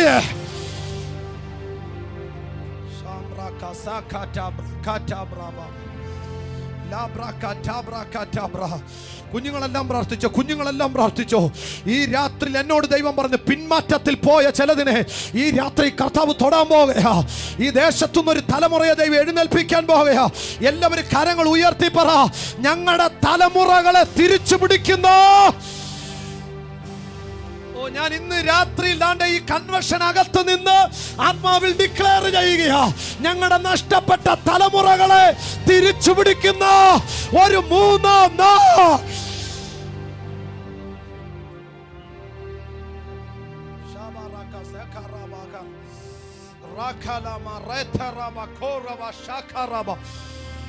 ഇന്ന് രാത്രി ഞാൻ ആ വേർഡ് വീണ്ടും ഡിക്ലെയർ ചെയ്യുക. ഞങ്ങളുടെ നഷ്ടപ്പെട്ട തലമുറകളെ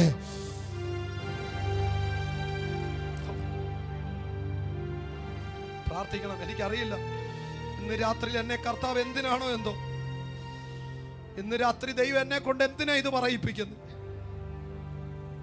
എന്തുകൊണ്ടാ ജോസഫേ, മറിയേ, നിങ്ങളുടെ കുഞ്ഞ് നഷ്ടപ്പെട്ട് അവര് പറയും ബന്ധുക്കാരുടെ കൂട്ടത്തിൽ കൂടി ഇപ്പം കുറെ കാര്യങ്ങൾ പറഞ്ഞ് കുഞ്ഞുങ്ങളെ ശ്രദ്ധിക്കാൻ പറ്റിയില്ല. 3 കാരണങ്ങൾ കൊണ്ടേ നഷ്ടം വരുത്തുള്ളൂ. ഒന്നെങ്കിൽ നിങ്ങളുടെ അജ്ഞത, അല്ലെങ്കിൽ നിങ്ങളുടെ അശ്രദ്ധ, അല്ലെങ്കിൽ നിങ്ങളുടെ അഹങ്കാരം. ഈ 3 കാരണങ്ങളാ ലൂക്കോസിന്റെ സുവിശേഷം 15 കിടക്കുന്നേ. ഇന്ന് രാത്രിയിൽ അജ്ഞത കൊണ്ടോ അശ്രദ്ധ കൊണ്ടോ ഞാനൊരു ഫാമിലിയെ ഒരു സ്ഥലത്ത് വെച്ച് കണ്ടുമുട്ടി. ഞാൻ കണ്ടത് ഒരു അപ്പനെയോ ഒരു അമ്മയോ. ഞാൻ ചോദിച്ചു, നിങ്ങളുടെ മോളെന്ത് ചെയ്യും?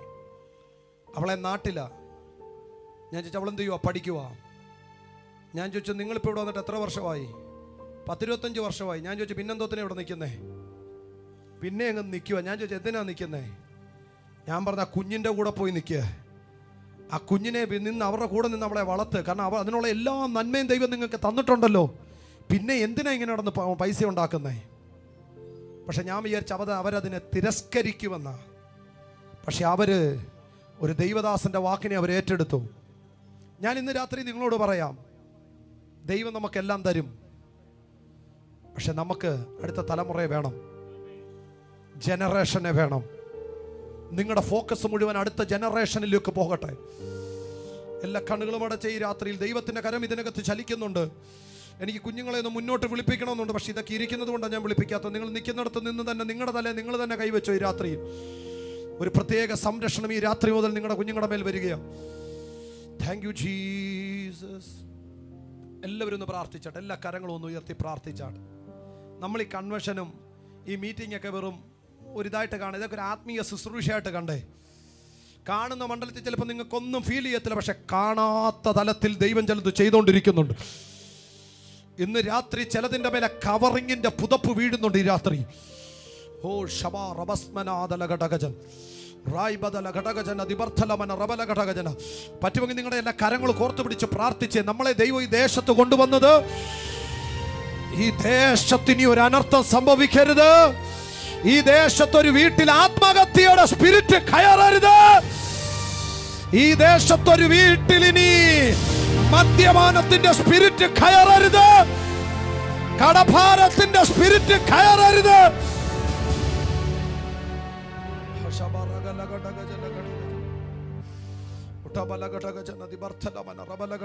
എല്ലാവരും കരം കോർത്ത് പ്രാർത്ഥിക്കും. രാത്രി കർത്താവേ, ഞങ്ങൾ ഒരുമിച്ച് ഈ രാത്രിയിൽ പ്രാർത്ഥിക്കും. എനിക്കറിയില്ല കേട്ടോ, ഈ രാത്രിയിൽ ഞാൻ ഒത്തിരി സ്ഥലങ്ങളിൽ പ്രസംഗിച്ചിട്ടുണ്ടല്ലോ, എന്തോ ഞാൻ ഇവിടെ നിൽക്കുന്നത് വേറൊരു അന്തരീക്ഷത്തിനകത്താന്ന് എനിക്ക് നല്ല ബോധ്യതയാ.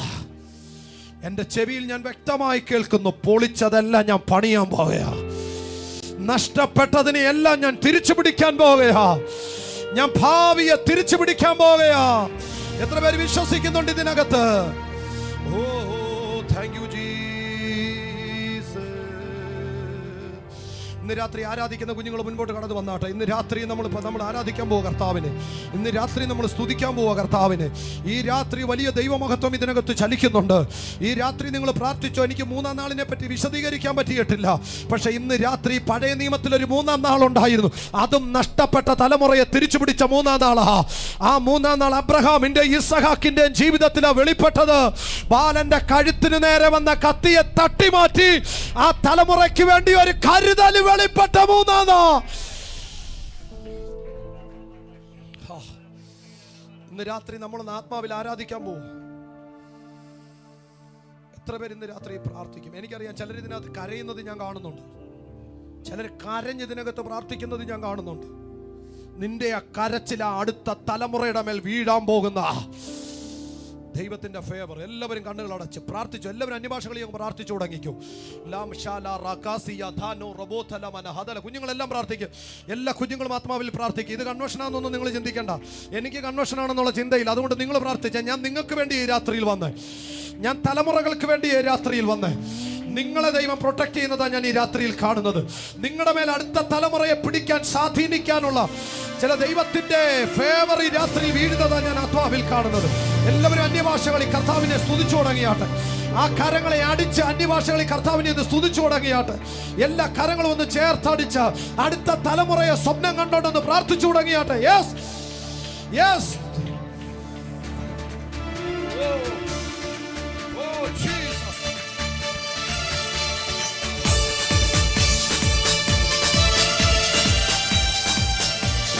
കരങ്ങൾ അടിച്ച്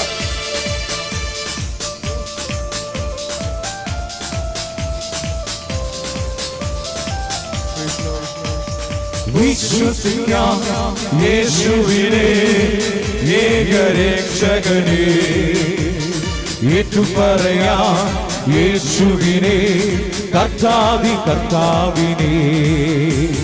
വിശ്വസിക്കാം യേശുവിനെ ഏകരക്ഷകനെ, ഏറ്റുപറയാം യേശുവിനെ കർത്താവിനെ. ആരാധിക്കാം യേശുവിനെ അധികാരമുള്ളവനെ, വണങ്ങിടാം ദൈവ കുഞ്ഞാടിനെ ആരിലും ഉന്നതനെ. ഓ ആരാധിക്കാം യേശു ക്രിസ്തുവിനെ അധികാരമുള്ളവനെ, വണങ്ങിടാം ദൈവ കുഞ്ഞാടിനെ ആരിലും ഉന്നതനെ.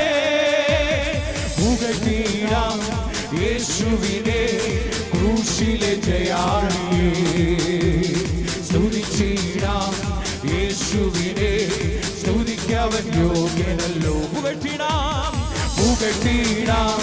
യേശുവിനെ ക്രൂശിലെ ജയാളിയെ, സ്തുതിച്ചിടാം യേശുവിനെ, ഒരുമിച്ച് ചേർന്ന് ആരാധിക്കാം യേശുവിനെ, അധികാരമുള്ളവനെ, വണങ്ങിടാം ദൈവകുഞ്ഞാടിനെ, ആരിലും ഉന്നതനെ. ഓ ആരാധിക്കാം യേശുക്രിസ്തുവിനെ, അധികാരമുള്ളവനെ, വണങ്ങിടാം ദൈവകുഞ്ഞാടിനെ, ആരിലും ഉന്നതനെ. സ്നേഹിച്ചിടാം യേശുവിനെ, ഏറ്റവും പ്രിയനായോടെ. സേവിച്ചിടാം യേശുവിനെ, ഇന്നുമെന്നും അങ്ങനെ. ഓ സ്നേഹിച്ചിടാം യേശുവിനെ, ഏറ്റവും പ്രിയനായോടെ. ആമേൻ. സേവിച്ചിടാം യേശുവിനെ, ഇന്നുമെന്നും അങ്ങനെ. ചേർന്നൊരുമിച്ച് ആരാധിക്കാം യേശുവിനെ, അധികാരമുള്ളവനെ, വണങ്ങിടാം ദൈവകുഞ്ഞാടിനെ, ആരിലും ഉന്നതനെ. ഓ ആരാധിക്കാം യേശുവിനെ, അധികാരമുള്ളവനെ, വണങ്ങിടാം ദൈവകുഞ്ഞാടിനെ, ആരിലും ഉന്നതനെ. ഭയമെല്ലാം മാറും, നിരാശ നീങ്ങും, വിലാപം നൃത്തമായി തീർന്നിടുമേ.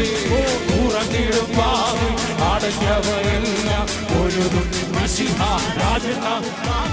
ഭയമെല്ലാം മാറും, നിരാശ നീങ്ങും, വിലാപം നൃത്തമായി തീർന്നിടുമേ. ഉറങ്ങിടും വാതിൽ അടഞ്ഞവയെല്ലാം ഒരുതും മശിഹ രാജനാമുക്ക. ഓ യേശുവേ വന്നു വാഴണമേ, ഇനി ഞാനല്ല നിങ്ങൾ നീയല്ലോ. ഓ രാജാവേ വന്നു വാഴണമേ, ഇനി ഞാനല്ല എന്നിൽ നീയല്ലോ. ഓ യേശുവേ വന്നു വാഴണമേ, ഇനി ഞാനല്ല എന്നിൽ നീയല്ലോ. ഓ രാജാവേ വന്നു വാഴണമേ, ഇനി ഞാനല്ല എന്നിൽ നീയല്ലോ. ഓ എഴുന്നള്ളും യേശു രാജാവാ, ആമേൻ. കർത്താവായി ഭരണം ചെയ്തിടുക. ഓ ദൈവരാജ്യം നമ്മിൽ സ്ഥാപിതമാക്കാൻ, സാത്താന്യ ശക്തിയെ തകർത്തിടുക. ഓ എഴുന്നള്ളും യേശു രാജാവാ, ഓ കർത്താവായി ഭരണം ചെയ്തിടുക. ആമേൻ. ദൈവരാജ്യം നമ്മിൽ സ്ഥാപിതമാക്കാൻ, സാത്താന്യ ശക്തിയെ തകർത്തിടുക. ഓ യേശുവേ വന്നു വാഴണമേ, ഇനി ഞാനല്ല എന്നിൽ നീയല്ലോ. ഓ രാജാവേ വന്നു വാഴണമേ, ഇനി ഞാനല്ല എന്നിൽ നീയല്ലോ. ഓ യേശുവേ വന്നു വാഴണമേ, ഇനി ഞാനല്ല എന്നിൽ നീയല്ലോ. ഓ രാജാവേ വന്നു വാഴണമേ, ഇനി ഞാനല്ല എന്നിൽ നീയല്ലോ. ആമേൻ. യേശുവേ വന്നു വാഴണമേ, ഇനി ഞാനല്ല എന്നിൽ നീയല്ലോ. ഓ രാജാവേ വന്നു വാഴണമേ, ഇനി ഞാനല്ല എന്നിൽ നീയല്ലോ. ആമേൻ. യേശുവേ ഓ ദൂരകരത്തെ എന്നിൽ നീയല്ലോ. ഓ ദൂരകരേ അന്താദീനം ചെയ്ത ദൂരകരത്തെ. ആമേൻ. ആമേൻ. യേശുവേ വന്നു വാഴണമേ, ഇനി ഞാനല്ല എന്നിൽ നീയല്ലോ. ഓ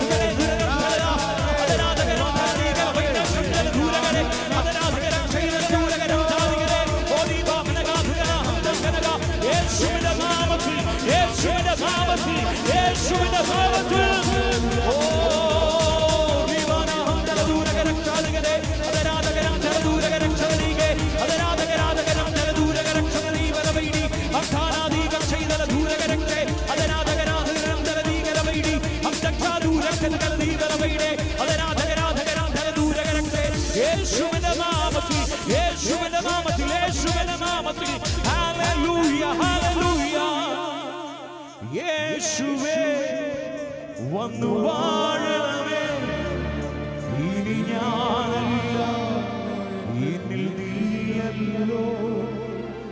രാജാവേ വന്നു വാഴണമേ, ഇനി ഞാനല്ല എന്നിൽ നീയല്ലോ.